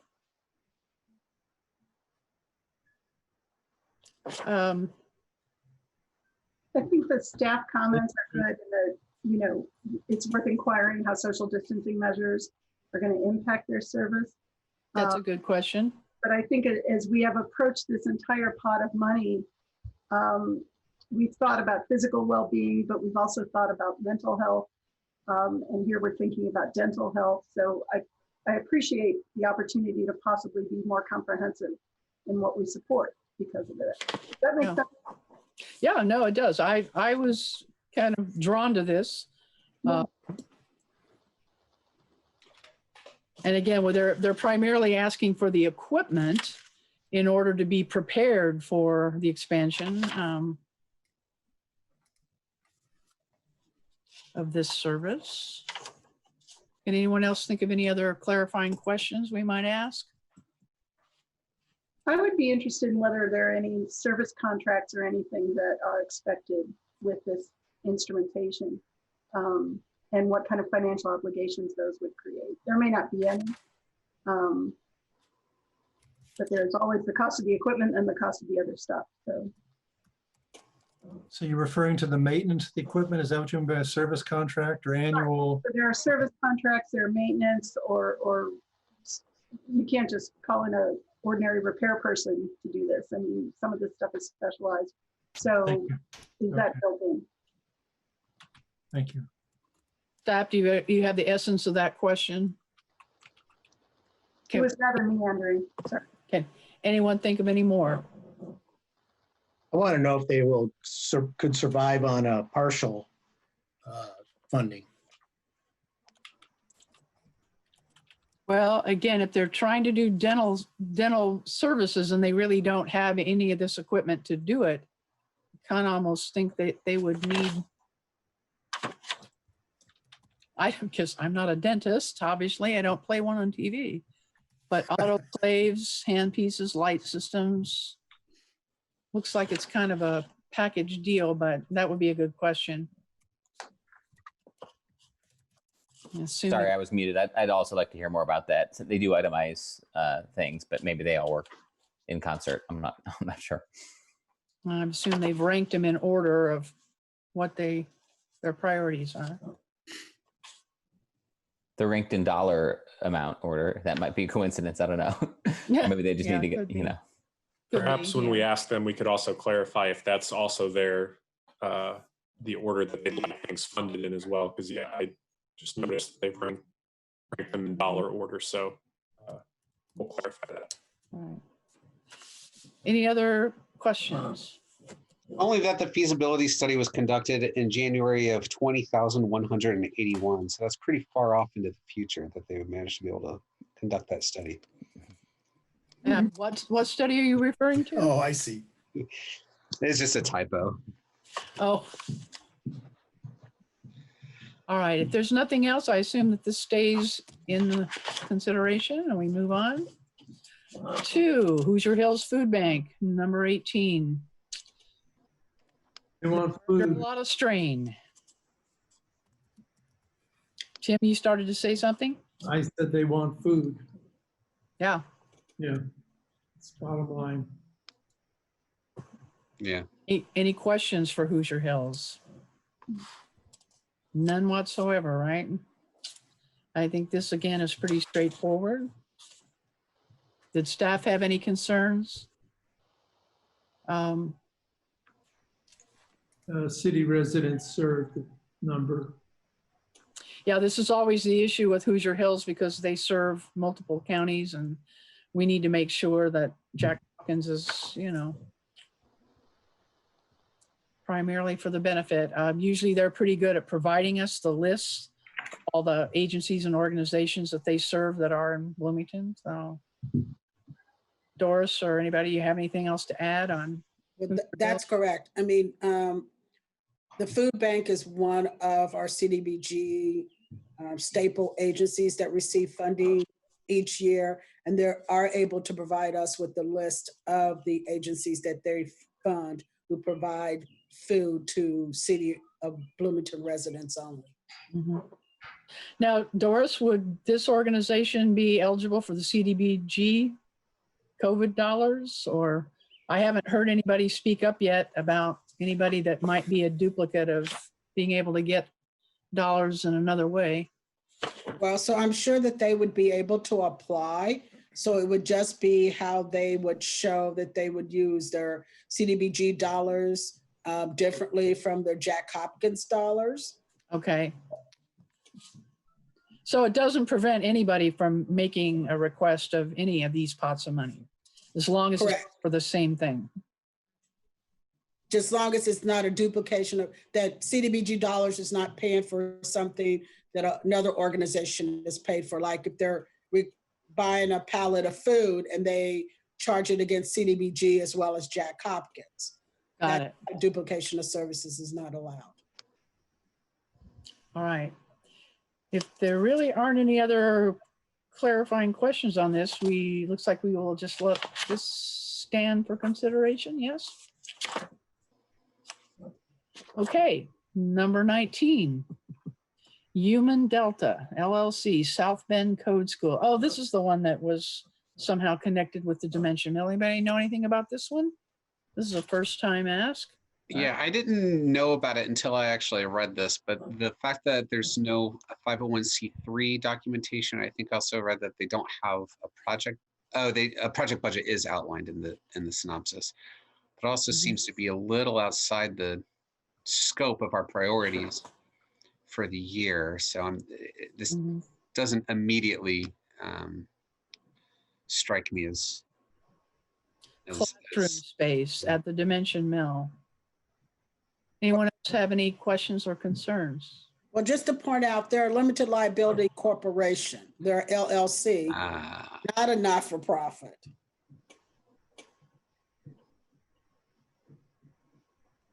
And where does that put us with Jack Hopkins? Are they ineligible because they're not a nonprofit? Yes. Okay, well, that's kind of automatic then, isn't it? All right.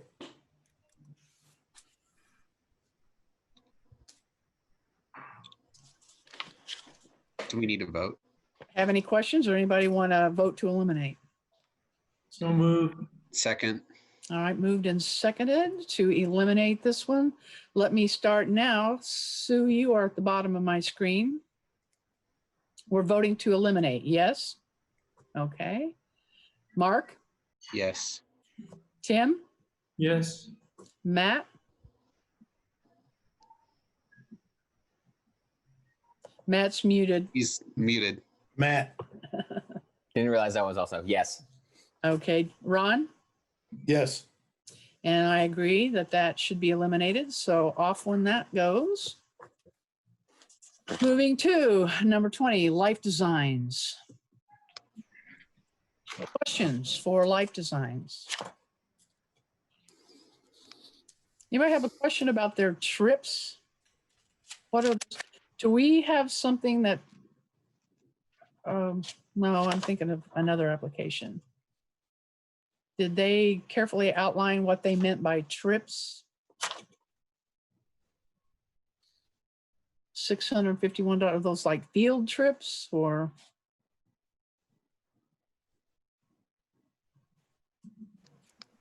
Maybe I didn't read it carefully enough.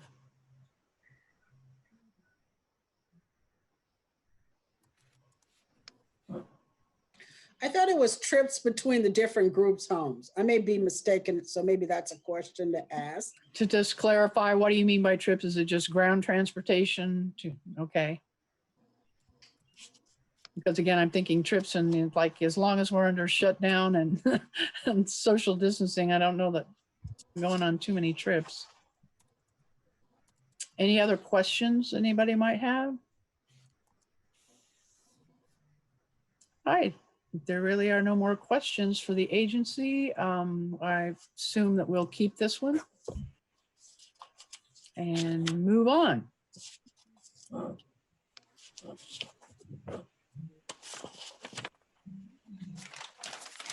And this is number 21, Made Up Mind.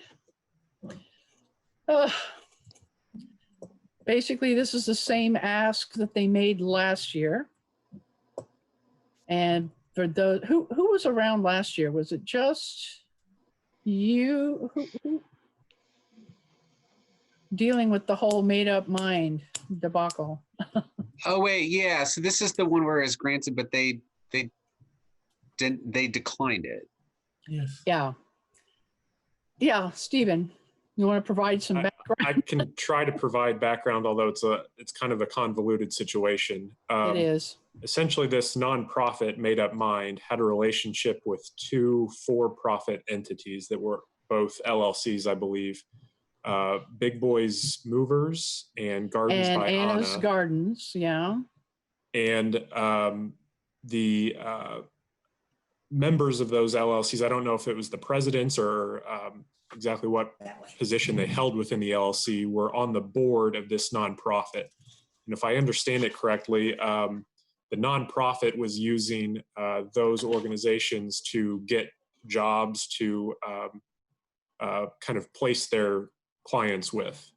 So they were helping folks who had been incarcerated, and those clients would do work for or with the sourced by the LLCs. It wasn't exactly clear, and I'm probably doing a bad job, but the minutes that I linked to in the summary probably spell out in more detail what happened last year with that. But essentially the LLC, sorry, Made Up Mind, the nonprofit, was asked to have two individuals step off of their board to eliminate any potential conflicts of interest.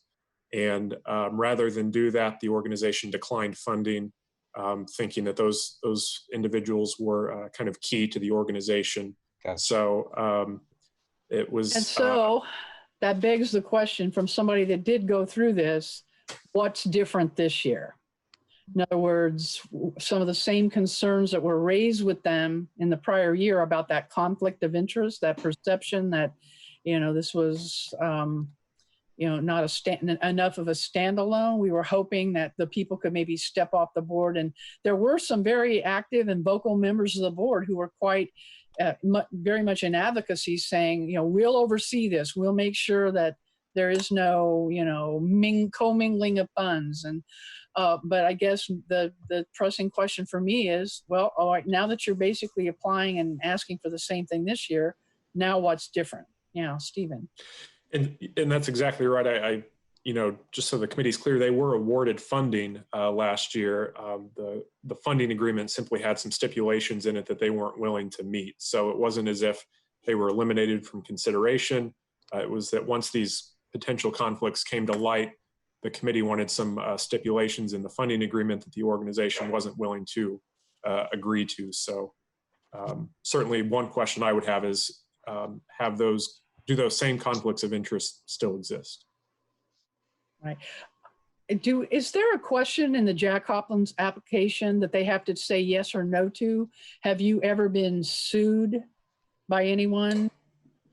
Is that still part of our application? And maybe Dan knows. No, I don't believe we have ever made that a formal. Okay, all right. So that's irrelevant.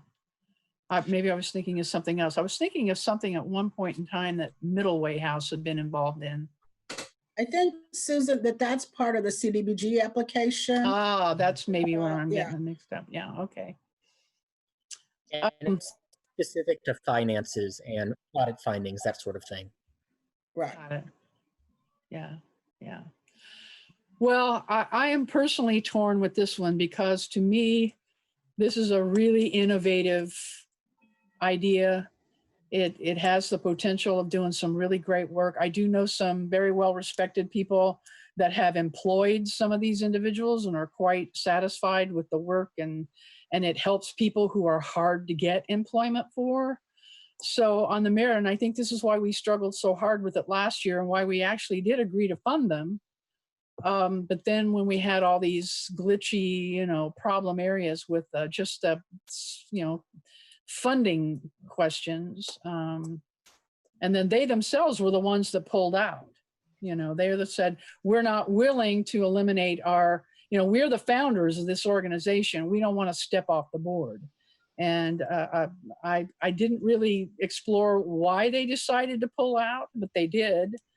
And so my question again would be, why are you coming back this year, and what is, What's different? really different? Yeah. Anybody else think of anything else that they might want to contribute?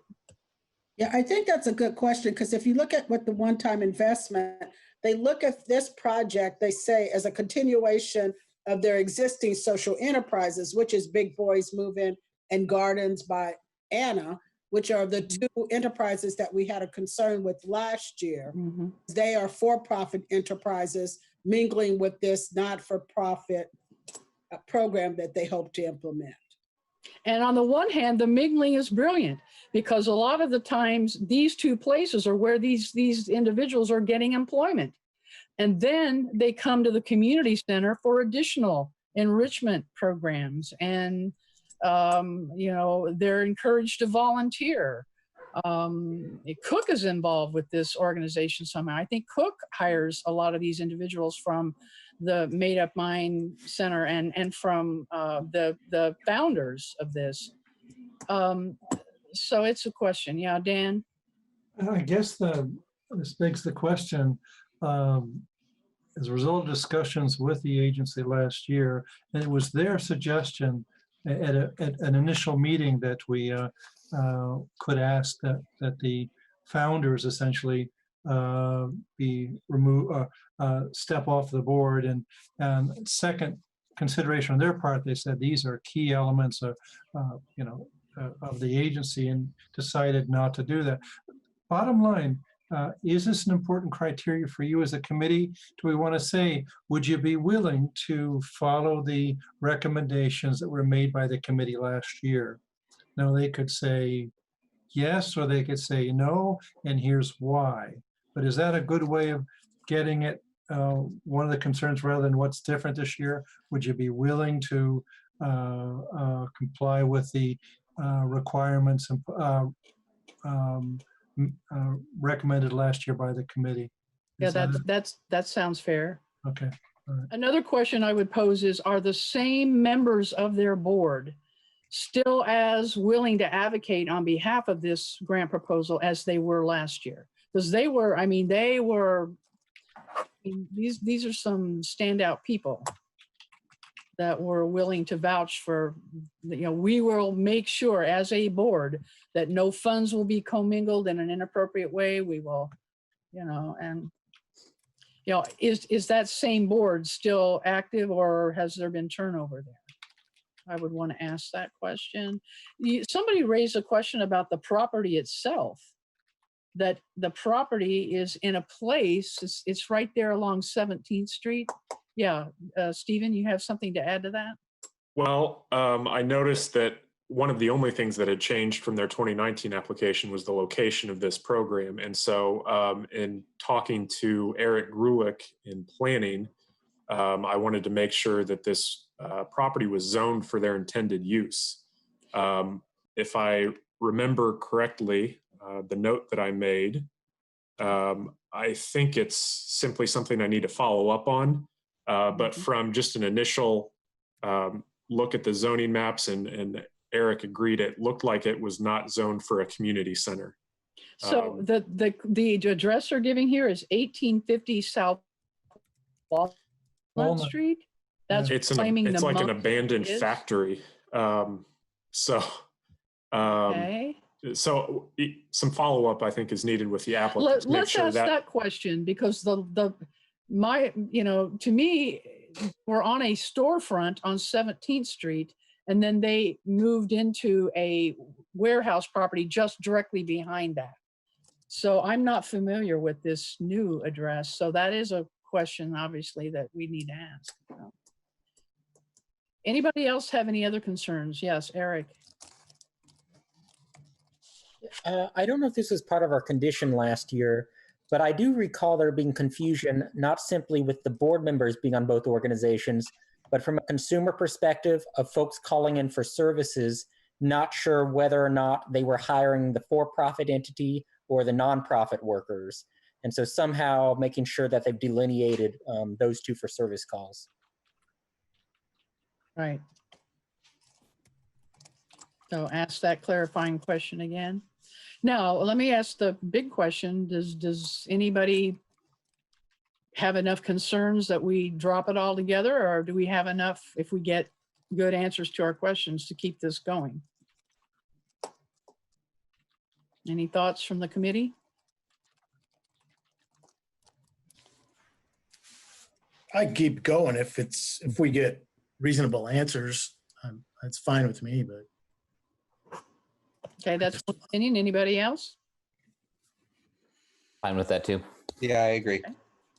Okay. I'm getting thumbs up, so we'll just go ahead and see what a difference a year makes and see if we can move forward with this one. All right, let's go on to number 22, Meals on Wheels. How's everybody doing right now? Does anybody feel the need for a break, or do you want to keep going? Let's knock it out. Knock it out. I'm okay to keep going. My doggy daycare just came home, so my dog is being taken care of. So anybody else have a dog you need to take out? Feel free to do that as we go. Number 22, I don't see any objections, so let's keep rolling. Meals on Wheels. And I heard a yep. Does that mean and nobody has any questions for Meals on Wheels? no question. No questions? All right, that looks solid. Let's keep that one in the mix. I did have a question, I think, if I'm thinking of the right application. I don't know what the committee intends to do, but I don't think they broke down the cost. Well, I guess they gave a total cost for the eight transporters. I just wanted to clarify if the committee awarded partial funding, could they buy, fewer transporters, just that they could still go ahead with this. So. Yeah. Yes.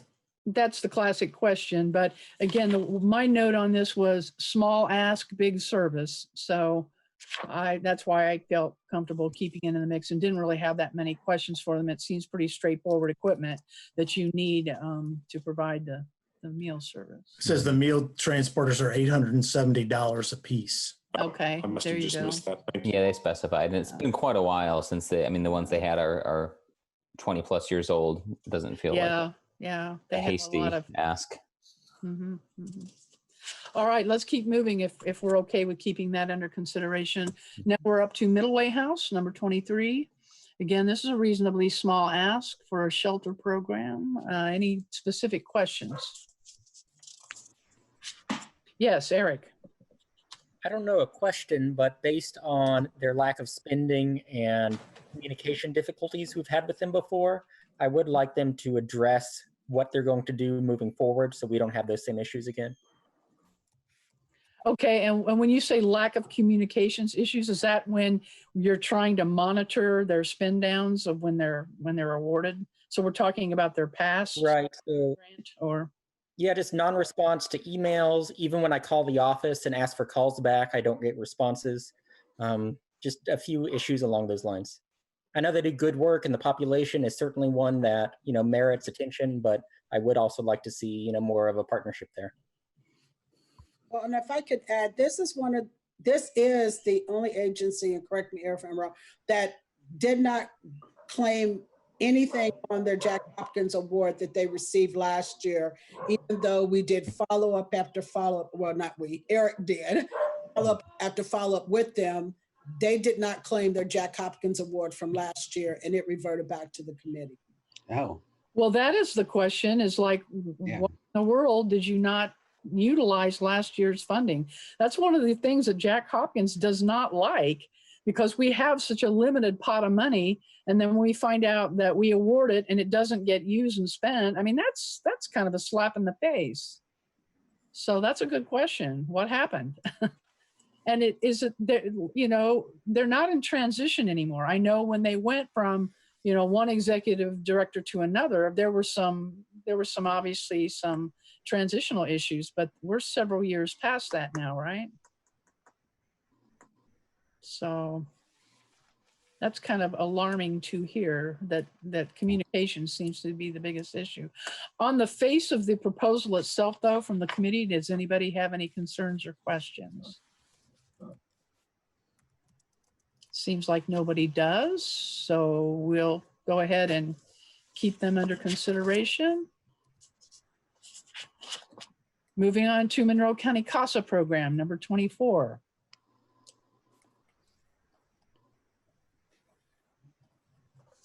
Sounds like this has a lot to do with some safety issues for some of the volunteers, security cameras, readers program. Anybody have anything? Anybody familiar with Red Rover?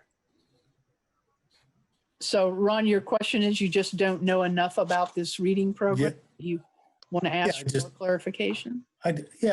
I guess I don't know anything about it. It'd be nice to hear about it. Okay, well, can we formulate that in a?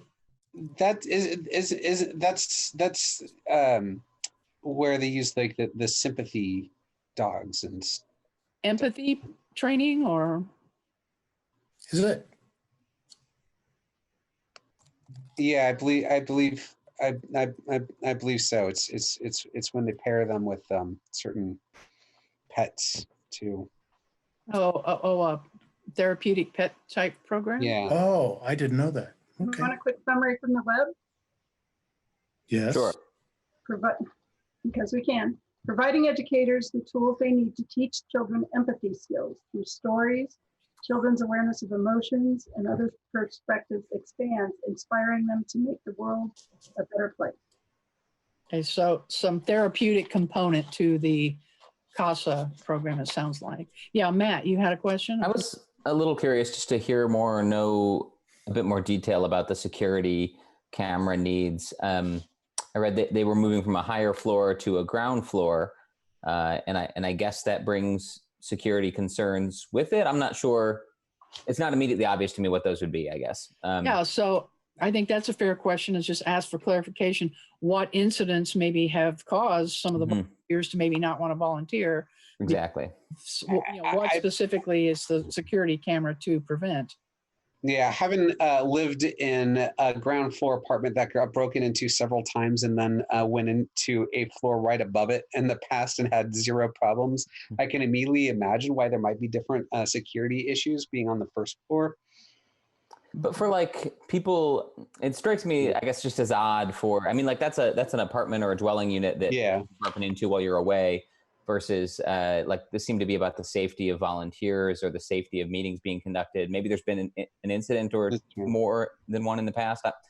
Where is this address? Is it near the Monroe County Jail? It's near the Foundry. Near the Foundry, okay.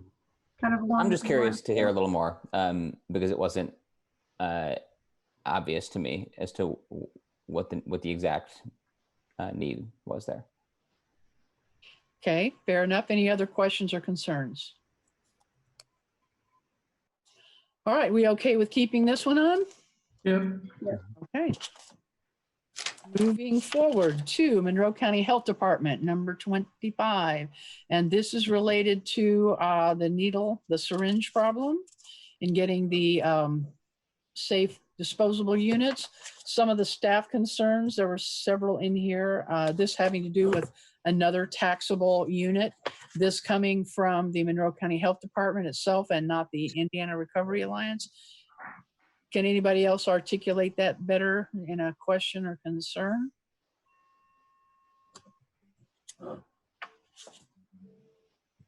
Susan, can you say that again, please?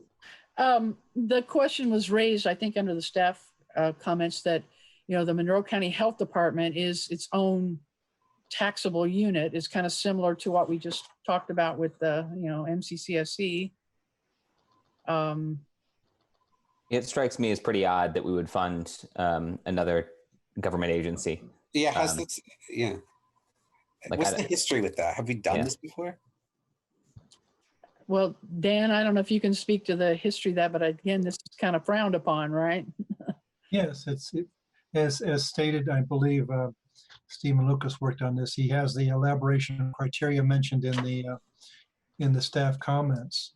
We have, I don't know whether we precluded or merely discouraged the funding of another tax-based entity. And the claim of 84,000 city residents served seems bizarre. Everyone. Except on rare occasions, the council has not directly or indirectly funded agencies that have the power to levy property taxes on whose primary revenue is derived from property taxes. Applicant lists 84,000 city residents that would be the beneficiary of this. And yet the actual number of clients would be closer to 3,000. Yeah, Stephen, you have something to that? Well, I didn't see anything in our materials, and I did review it to see if they were precluded from applying. I didn't find anything that said that they were. So I merely noted that we say that it's discouraged, or that it's rarely been successful in the past. And yeah, the number of clients served certainly deserves some clarification. That might have just been them not understanding the question, or I'm not sure, but I can certainly follow up if needed on that. Okay, Matt? Yeah, I think the idea there is probably that everyone in the city is benefited by not having used syringes in parks or whatever. But again, I guess I was kind of inclined to just eliminate, but it doesn't hurt to ask more. Again, it strikes me as odd that we would fund a government agency. Hasn't the health department also partnered, I think it's mentioned, with the Parks Department fairly recently to install some new sharps containers? And I imagine they could or have also with county government. It just seems like there's more appropriate ways than the Jack Hopkins Fund for them to pursue this program, which I think is totally, has merit, but maybe not through this avenue. Yeah. Beverly? Matt's correct about the partnership with Parks and Rec, and they've put sharps containers, I think, in several parks, if not all, and also at Shalom. But it feels like almost asking for reimbursement for something they agreed to fund originally. When you do it that way, then you come back to Jack Hopkins. But that's just I move to eliminate. Second. Hold on a second. Sue, you have a No, hand? that's fine. That's fine. Let's go Okay. with it. Yeah. All right. So we've got a motion to eliminate. Do we have a second? I did second. Second. Okay. Let us start with you, Ron. Yes. This is to eliminate this. Yes, to eliminate. All right. Matt. Yes. Tim. Yes. Mark. Yes. Sue. Yes. And myself, yes. So that one will go. Again, nobody's, gonna question, then this is a good safe precaution. All right, 26, Monroe County United Ministries. Questions, concerns? Oh, I know, this was where my question came in. Some of their ask, and it's a small portion of their ask, is for sending people to the NACE conference. Is there something that says we don't pay for conferences in Jack Hopkins criteria? I believe so. Sorry, go ahead. I'm just going on memory here. I think it's a low priority, or maybe that's how Low it's priority. characterized.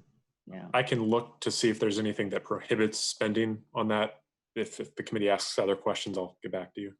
Okay. Pretty Sue? rare. Oh, I'm sorry, That's Tim. quite Yeah. right. Oh, sorry. Tim may have some institutional knowledge here. And it's pretty rare that we did or have funded in the past. I don't think we've done it very often. Okay. Stephen? So the elaboration of criteria simply reads that for conferences and travel, costs associated with those will generally be considered as an operating cost, which when eligible will be given low priority. So it's not ineligible, but not prioritized. Low priority. All right, Sue. And I also have a question regarding the conference participation and by extension of professional development credit. Same here. Because that's 3,000 right there. And I'm wondering if those credits are attached to the entity, to the organization as part of its accreditation, or if they travel with the individual. Because yeah. I would think those development credits would be more compelling if they actually elevated MACM and not just individuals who may or may not be here in a couple of years. Does that make sense? I believe so. Staff, do you have the gist of that question? Yes. And I think this may have come up in the past, is that if the credentials go to the person, is there some sort of restriction on them leaving within a period of time? Yeah. You want them the agency to benefit from those skills. But Wow. Yeah. What about some of the fundraising questions that staff have brought up about it being unclear if the MACM donors had been secured or anticipated as part of their 2020 Christmas in July fundraiser? And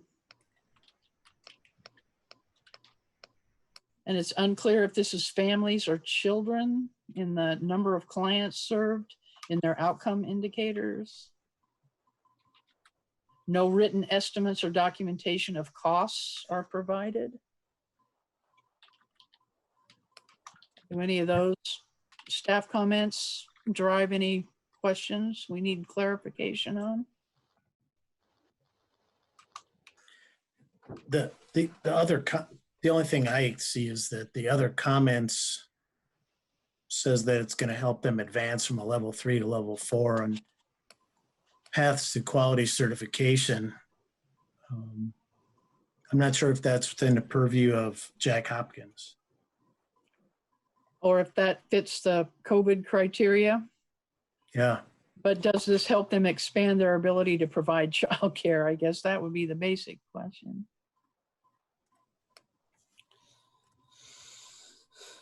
Doesn't seem to imply more higher numbers, an increase in numbers at all. Any other questions or concerns from the committee?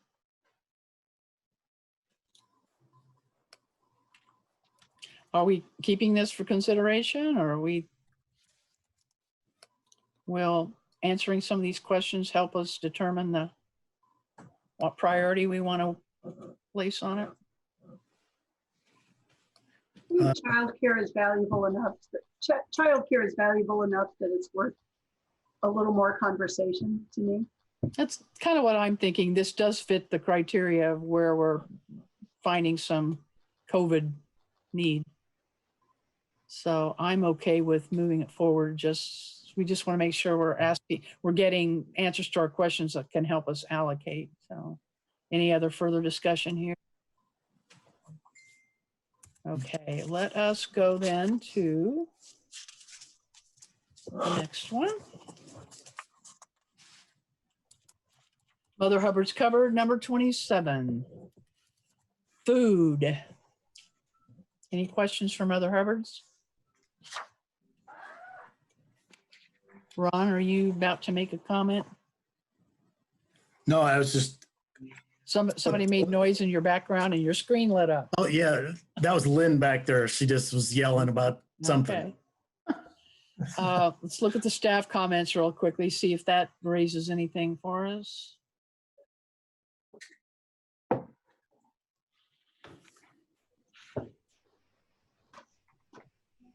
we okay with moving this one forward? Yeah. It's our criteria. All right, let us go on. New Hope, number 28. Housing for families. They're wanting to expand their services. Any questions? Seeing no questions, we may be okay to move this one.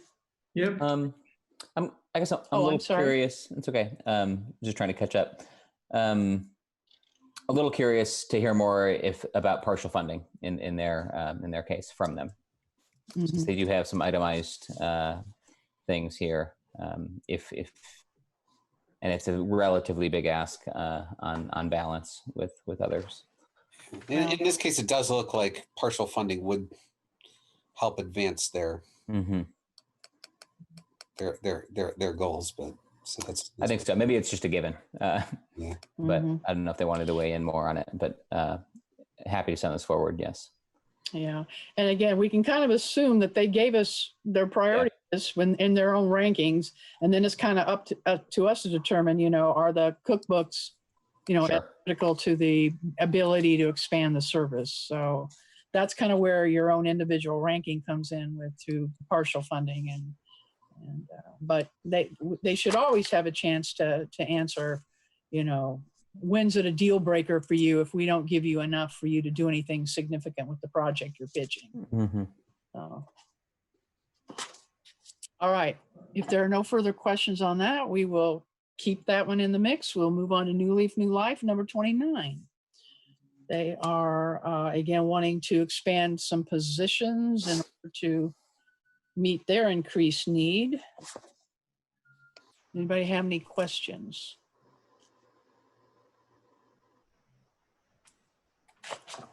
The questions I Ron? were the 2 interns that they're talking about hiring for the program. Are they duplicative services that the community already has? And I wonder about vocational rehabilitation in the unemployment office. And in 2019, they were denied for the same pilot program. And I don't know the answers to that, but it seems like those are fair questions to ask them. If it was a pilot program last year, I guess the question would be, were they able to fund it and did they get it up off the ground? And what, if anything, can they tell us about their outcomes? Or, you know, how has it assisted their clientele? Yeah, fair. Yeah. Let's ask those questions. And again, things that weren't funded last year, again, you know, looking at it from another lens, I think we've kind of been through this before. They do kind of make the point that a lot of the people they serve are working in service industry jobs and are now experiencing some hardships that could cause them to recidivate if they don't get additional wraparound supportive services. So, you know. Anyone else have any other concerns? We keep it in the mix? Keep it in the mix. Everybody? All right. Moving forward.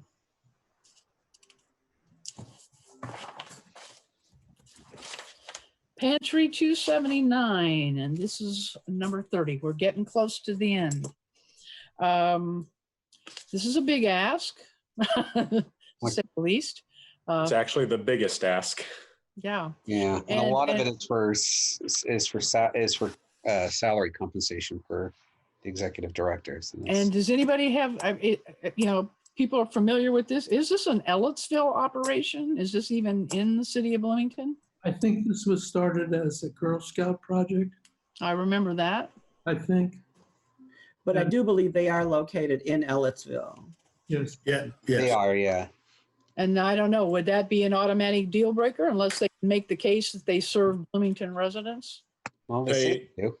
Sorry, yes. They, in their application, I believe, they indicated that they served, out of the 16,680 people they serve, that over 10,000 of them are city residents. And I think the comment was to clarify that number, I guess to confirm that, because that's surprising. And I think that the reason that they're in Ellettsville is because Trinity Lutheran is letting them use their space. Is who now? The Trinity Lutheran Church. Oh, I see. Okay. That's where they're located. Yep. Mm-hmm. I'd also point out it's in the comments, but yeah. The request of $88,000, I believe, is more than twice their entire budget for 2019, which is not to say that they can't ask for that much, but I want to clarify that they can expand in the way they're asking to within our deadline. That's a good question. Something you may want to clarify. I believe they are currently functioning with 2 volunteers, so that executive director position may be a new position. So I think they've just been functioning with volunteers, and now it seems like they're trying to hire a paid staff person, which not a problem with that. That just may be what that is. Yeah, that's what it looked like to me. I believe you're correct, Beverly. They've been functioning with volunteers. Yeah. I guess there should be a question, I guess, about the two commercial grade refrigerators, if they are functioning out of a local church. Oh. Yeah, that's always the issue with equipment. If it's a church-based operation, is this exclusively going to be used for low-income residents of Bloomington, or does the parishioners benefit from the use of the kitchen equipment? And just as the electric load and that shift in kind of the intensity of use, okay with their current agreement, I guess. Related to that question about the refrigerators, I would probably ask a question about their stability being located with the church, and if the reason they need refrigerators is because they plan to be in some other location, or are those refrigerators going to be in the church itself? Yeah. Well, and a question about the cargo truck, like, would that be left on the church grounds, or who would be responsible for that if they currently have 2 volunteers, including licensing, insurance, questions that came up with the other agency that asked us to purchase a vehicle. Right. Yeah, this is a tough one. And the commingling, and we've got church and state issues here too, with a lot of requests that we typically get to make sure that, you know, this operation is free of any kind of religious requirement or. Susan, just to confirm your questions about funding something outside the city boundaries, we've drawn the line on capital improvements. Okay, so we will not put money into capital improvements, but the past committees have asked, wanted to confirm that there'll be a benefit to city residents. You mentioned that earlier in regard to Hoosier Hills Food Bank. They were able to develop a direct tie with the investment to benefit to city residents. With equipment, and I'm just confirming what you also raised, is that what happens to it? Does this equipment get lost over time with these efforts? They're housed in a temporary facility, and we want to make sure that the benefits, you know, have a life, a reasonable lifetime. So all of your questions are ones previous committees have asked and are good ones.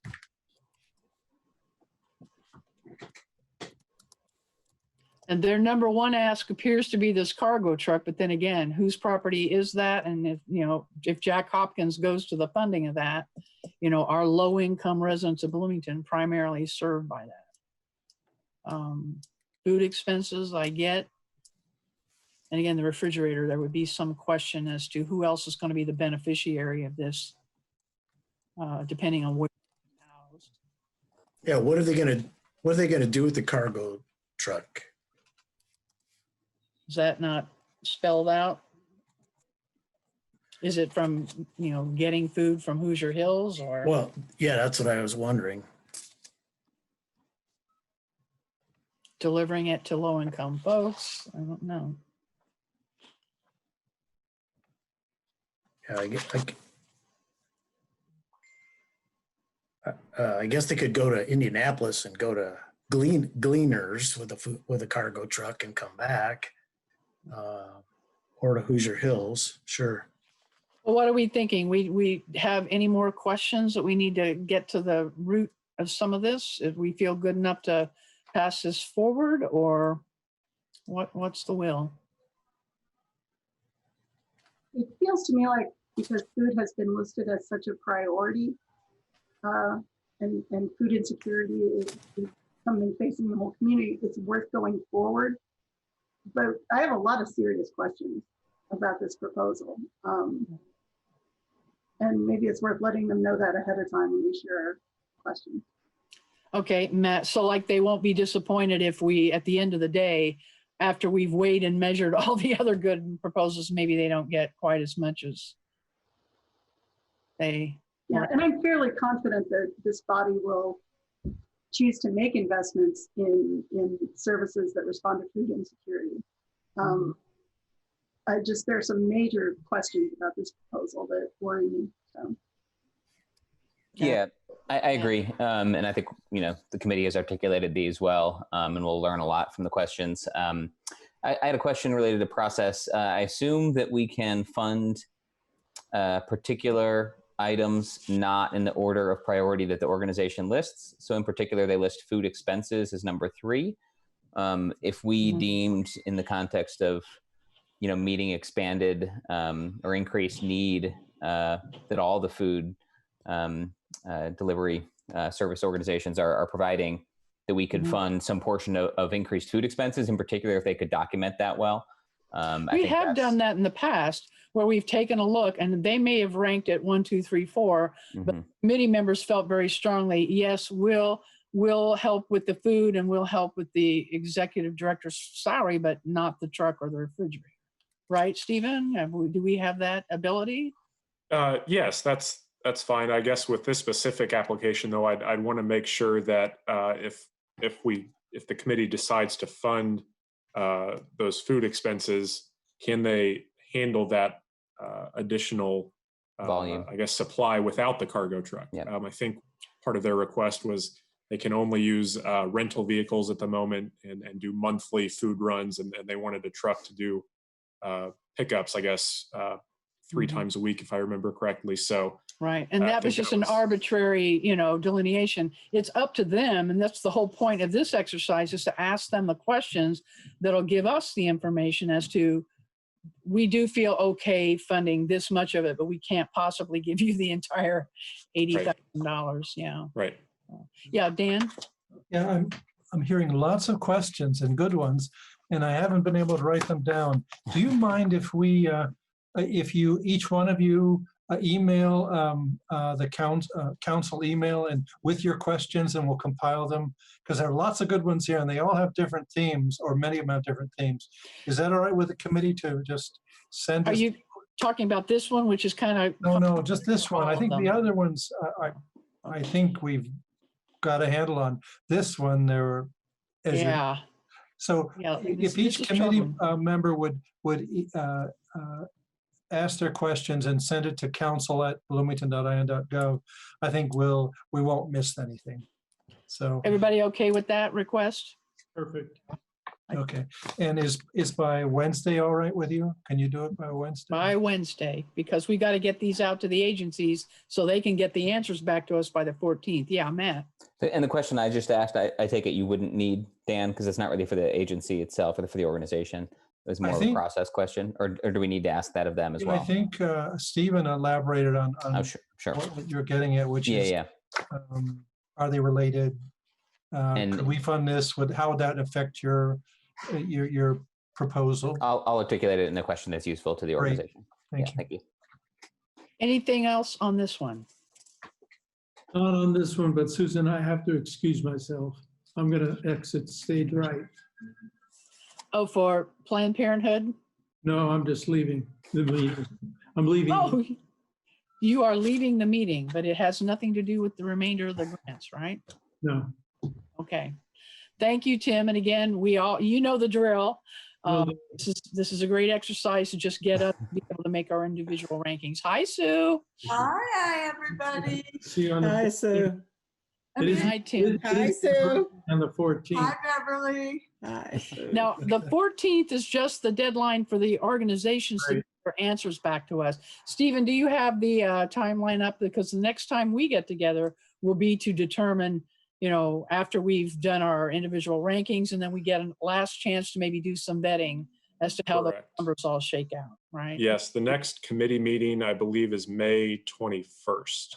And that's the one where we need to, be clear on, we feel good with our recommendations. We feel good with the dollar amounts that are going to be recommended to the council. So this is the big hurdle, but we got a couple of more ahead of us. So thank you, Tim. Good to see you. Bye. Bye. Bye. Bye. Okay, so we do have a few more questions on the Pantry 279, but we're now to Planned Parenthood, number 31. Any questions for Planned Parenthood? healthcare services. Well, I mean, I guess other than why it seems like that this committee has awarded several grants for colposcopies in the past. And so it looked like just one seems like was this is- for, oh, I'm sorry. No, go ahead. No, I was gonna say, it looked like one was for equipment in '04, but the other one was actually for the exams Okay. in '08. I don't know. This is actually specifically for upgraded equipment. So there may be newer, more 16 accurate. years, yeah. And it is duly noted that for the last 2 years, they did not submit a grant proposal. Yeah. So it's been 2 years before we have provided any assistance to the healthcare proposals from Planned Parenthood. Now, we all know this comes with controversy. We tend to get pushback with any funding for Planned Parenthood, but this is clearly for their cervical cancer diagnostic program, which is a healthcare concern. So any other questions anybody may have about this? Other than the equipment itself and how long it may last? And again, partial is the question of the day for everybody. We okay moving this forward? I guess actually just, a question about partial, if that's, Yeah. and just because it wasn't itemized, I don't think, I was trying to review here quickly. Typically, the way they have done things in the past, it's been for certain kinds of testing. And if you don't give them the full amount, they can only do limited tests. But this is the case, they're asking for more equipment, right?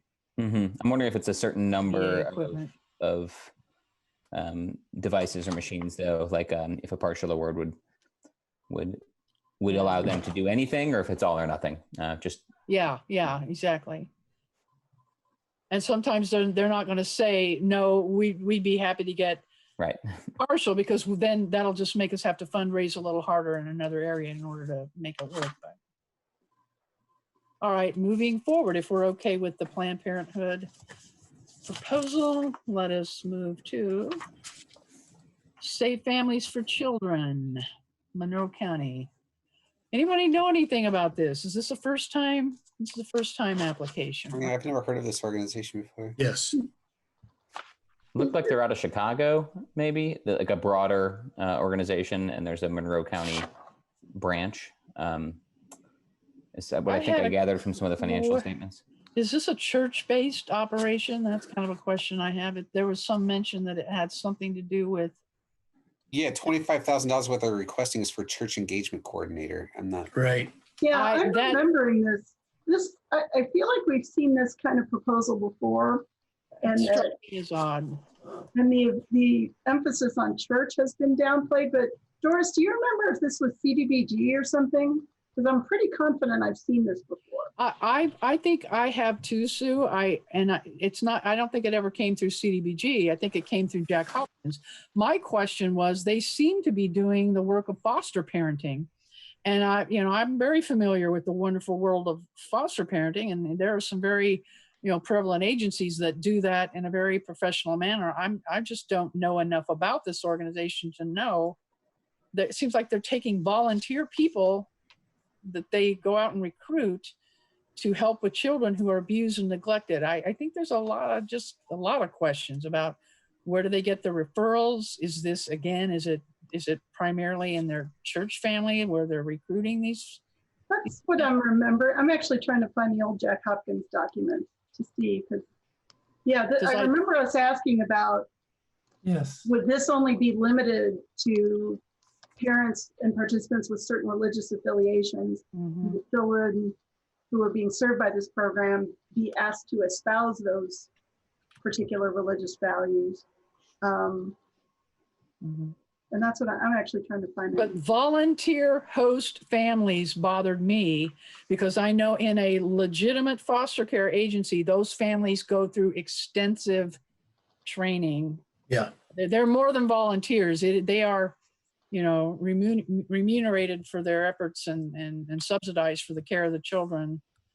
There's just something kind of half-baked about this. I know it came through before. If it's the same operation, but it sounds very familiar, Sue. One of the things that comes up for me in this is if their caretakers are certified, then they can get Title 4E funds through the Social Security Administration through the state of Indiana to care for the children on a per diem basis. And if they're not certified and the agency doesn't meet certain criteria, they won't be able to get it. So, one of the questions I always have is what you were saying, Susan, was, are we a little concerned that they're not trained and they're not vetted properly? Yeah, and working with abused and neglected children is difficult. These can be very challenging. There can be liability issues, which is why a lot of agencies really vet their foster parents extremely well.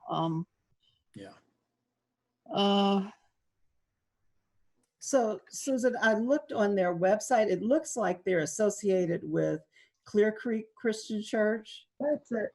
That's it. Okay. And it says their first time though, but why does this sound vaguely familiar, Sue? We did have an application like this in the past. Both of you're, and I'm trying to find the name. It's not Safe Families, and I'll check Clear Creek. So we've faced this before. Yeah, and the very title itself is just full-time church engagement coordinator. So are they only looking for host families from within the Christian community or Christian religion? I mean, there's a certain kind of maybe exclusionary, I don't know.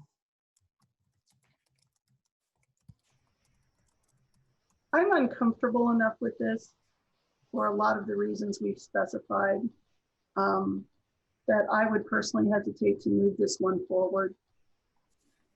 Okay, anybody else have anything else? I'm seeing head. I would second that notion. So please treat that as a motion if you like.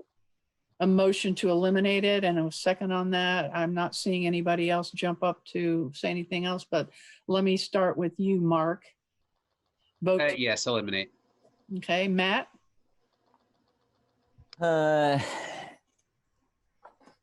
No. Sue? Yes, eliminate. Ron? Yes. And I would like to eliminate it. So that's 4-1 to eliminate it. So that takes care of that one. Moving on to Shalom, number 33. And they are certainly burdened these days. Any specific questions regarding any of their projects, anything they're asking for? See what staff had to say.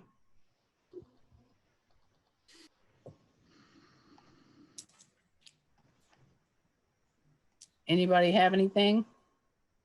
Partial funding question. Yeah, Okay. it seems one of those where partial funding would obviously fulfill a lot of their objectives. But yeah, otherwise. You may want to ask about their census and if the current facility that they're trying to upgrade is big enough for what they need. And will the upgrades help? Are you asking that in the light of COVID and social distancing? And no, outside of COVID. Okay. I think the staff comment about confirming that even in light of delays or a reprioritization of things due to COVID-19, that the applicant would still be able to finish all of these improvement projects within the December 2020 deadline is a question worth asking. Okay, that a clear enough question? Got that? When they were talking about the floor upgrades, that actually had a component of this is a safety issue. The floors they currently have are hard to clean, and obviously in a COVID environment, you would want a floor that's a little easier to clean, but things like exterior painting and fencing, again, this is all of our individual decisions about where we fall with the partial funding. If we don't agree to fund it in its whole. Camera upgrades, can we assume that that again is for security? If there are added concerns about are there fighting going on outside of the property or inability to watch what's happening with maybe not the guests themselves that are coming to Shalom, but maybe people that are attracted. So do we want to ask any more specific questions about why the need for the cameras? I do not. Okay. Yeah, Dan. I don't think this will be triggered, but because they're upgrades, but I recall they're in a floodplain. And so my guess is that upgrades are allowed in a floodplain. They're not expanding the footprint or whatever, but it would be good to confirm that their plans have been reviewed by planning and transportation and are consistent with their zoning. Okay, you gonna pose that into a question? I can do that if you wish. Okay, sure. Anything else? All right, let's move forward. I assume we're gonna keep this one. And that brings us to South Central Community Action Program. And this was one that they flat out said, fund us in full or don't fund us, right? Yeah. Anybody have any questions for them?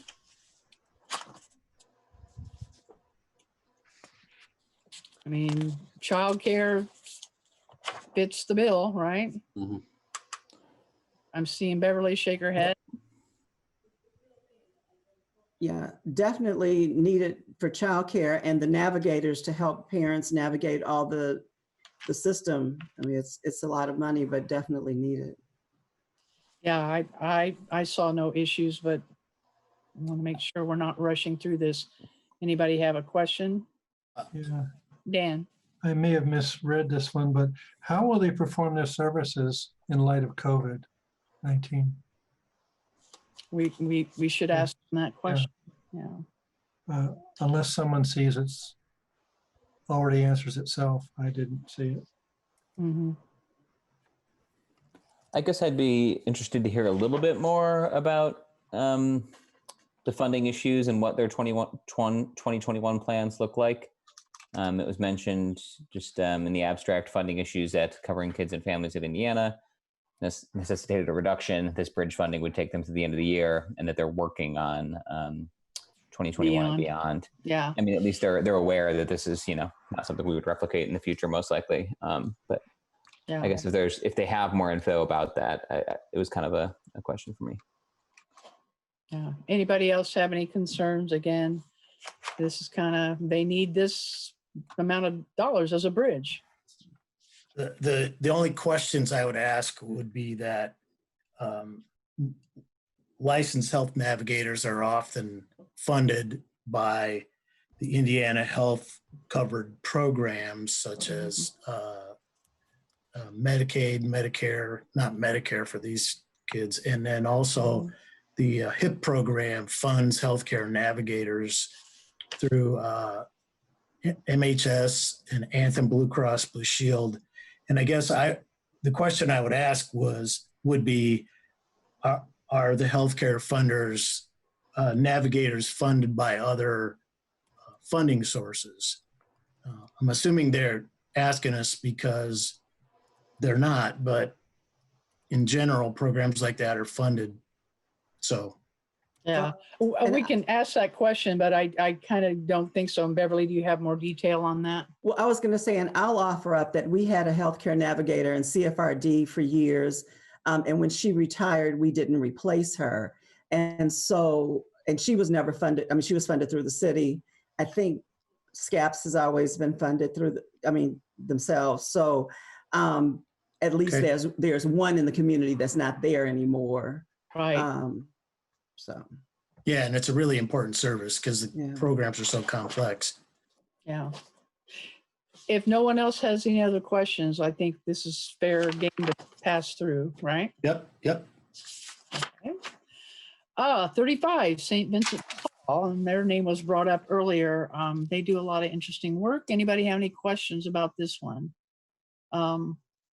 Again, this is helping subsidize rents for people that are struggling.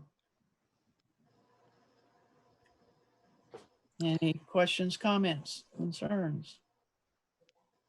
I had a question kind of to make sure I understood the program correctly. It sounds like there are very specific amounts that normally they will do $100 regular rental amount subsidy, and they're looking at a one-time $300 rent back payment type of thing. Is that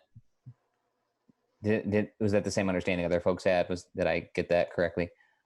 Sounds like it. I understood that too. I'm sorry, Susan. Go ahead, Doris. Well, I guess I understood them to ask for $300 per person that they would use in addition to their $100. So right. Get $400. So it would apply above and beyond. Like 100 is a monthly thing that you might be eligible for, and but then the 300 so it'd be 400. Yeah. And again, we may have similar questions for them as we did for El Centro. What is the process for vetting the applicants? How are they going to make the determinations as to, who gets these subsidies? Was that spelled out more clearly that I just didn't hit? No, I think you ask a good question, Susan.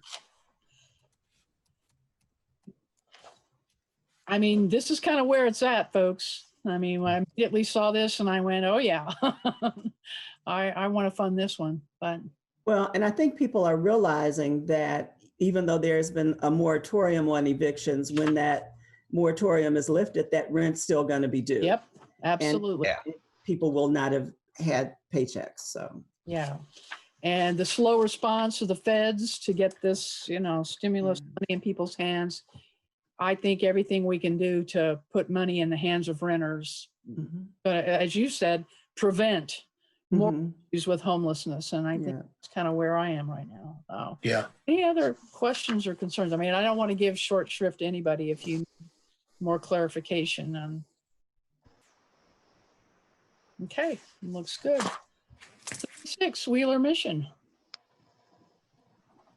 And this for staff salaries, because finding volunteers, again, huge challenge for these organizations that are staying on the front line and actually providing the direct services to folks. I see merit in this one. Anybody have any questions?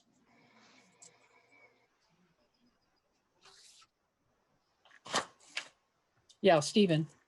Just a note that if I'm remembering this correctly, I believe this organization has already absorbed the costs of the additional staff that they've had to hire. So this would be reimbursing them for unbudgeted costs, I believe. Matt? I actually had a question, and this may apply to other applicants as well. Does the Bloomington Living Wage Ordinance apply? I mean, my reading was it applies to any grant or subsidy or allotment of money for in excess of $25,000. Is that something we're going to bump into in this particular case and possibly in the case of others? Maybe it doesn't apply to particular, like maybe these actions are accepted in some way that I don't know about. Can anyone You mean if we grant them the entire 32? Yeah, that's right. It's more than 25? Yeah. Dan, you want to speak to that? I think the threshold is 25,000 for the year, and this would exceed the threshold. And I don't know if they received any other city funds that might even lower that below 25. And it's just this is the one where it was obvious to me because I stated it as an hourly wage that I think is below our current one. That I haven't seen a recent number. The 1135. And then, but it bears it may have bearing on other applicants as well. And it just made me think that this is something we need to double check on for any Good question. above 25,000. If they've not factored that into their request and they're going to put themselves in a bind. Yeah, very good question. Yeah. Because again, I'm a firm believer that people need to be paid for doing this difficult work. And Yeah. they've been doing it with volunteers, and yay, hooray for them. But a lot of volunteers are just not willing to, put their lives on the line for free, right? As I recall, the application of living wage to social service agencies applies to the program funds. So it's not capital improvements, it's not equipment, but here you have, it's all about living, staff salaries. So yeah. This one clearly raises that issue. But if you're trying to think about old ones, prior ones, that's a distinction you might want to keep in mind. No, thank you. Yeah, that's an excellent clarification. Anyone else, if you had a chance to look this over while we've been chatting about living wage? So that would be the question we're going to ask Wheeler Mission, right? If they accept 32,000 from us, are they going to be able to pay? Are they willing to up the wage to meet the Bloomington standard? Right. Yeah. Is that standard, incidentally, is that standard updated? I know there's a formula in the city code for updating it on some sort of regular basis. Is it readily available and published somewhere? Sorry, I haven't dug. You can, I'll send you the link. It's a city webpage. Okay. And it might actually be noted in the solicitation of materials to applicants. Is that correct, Stephen? I believe so, yes. Okay. We can send that to you. Great, thank you. Yeah. All right, any other questions or concerns about this one? All right, we will move it forward. And that was it, yes? We do have one more. We've got a collaborative. Yeah. Collaborative, yes. We've got New Hope with Catholic Charities, and they have both applied as individuals, and they are also able to do this if we see merit in what they're asking for. So everybody looked it over. Anybody have any questions for what they're trying to do collaboratively?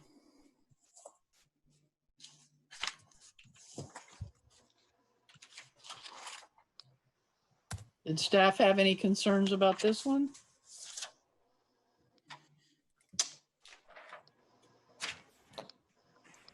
I had a question, I think, related to outcome indicators. The paragraph that was written there seems to be pretty generic to the organization as a whole, and their measures of success. And I wondered if there might be more specific measures for the particular program. And I guess that's a question we could ask the applicants. Okay. Anybody else? I had the same question, and I'm wondering if some of the resources that they're seeking and the individuals they train have built in. I wonder if it's to some extent a program in a box that has built-in metrics that could be used. Maybe not, but I would agree that we need just maybe a little more pre and post of information on how children are affected. Mm-hmm. They're targeting at-risk families. Okay. All right. I guess we'll move this one forward then if there are no further questions. Nope. All right. That was a good night's work, everybody. Thank you. Slogging through those first initial rounds was not easy. Now we do have time. Again, Dan has asked us to submit questions for the one particular one, but if there are anything else. I think that one was eliminated. Do I have that wrong? Say what was? I think the safe families, no, that's right, I'm wrong. There was one that 279. Yeah, there were 279 that we passed it forward, but we had a number of kind of complicated questions. Thank you. And maybe more will arise. I know it was difficult for me to run this meeting and also keep looking down at my notes. If anything else comes up between now and I think, Dan, did you give us a deadline of Wednesday to formulate any other questions that may come up between now and then? That'd be great. Thank you. Fair game to send them to council at Bloomington, .in.gov. Thank you. I'm going to probably wrap it up unless, Stephen, you have anything else for the good of the cause. We've got more calendar items coming up, but this is the tough work. This is the hard work. We've got a little bit more to do because narrowing this down to the amount that we have available, that's going to be the hard part. So we're all going to have to keep the framework. And thank you, Beverly, again, your committee's work for kind of helping us pinpoint on where the actual priorities need to be. And Doris and Eric, obviously, your input's valuable. So thank you all. Anything else, Stephen? No, you'll hear from council staff before the next meeting and send your questions, and we'll get those turned around to the agencies as soon as we can. All right, very good. A little after 9. I can still join the Rachel Maddow show in progress. Yeah, thank you, staff, for all your support. Yeah. Thank you. Thank you all. Thanks for all your help. Thank you all. Yeah. Talk to you.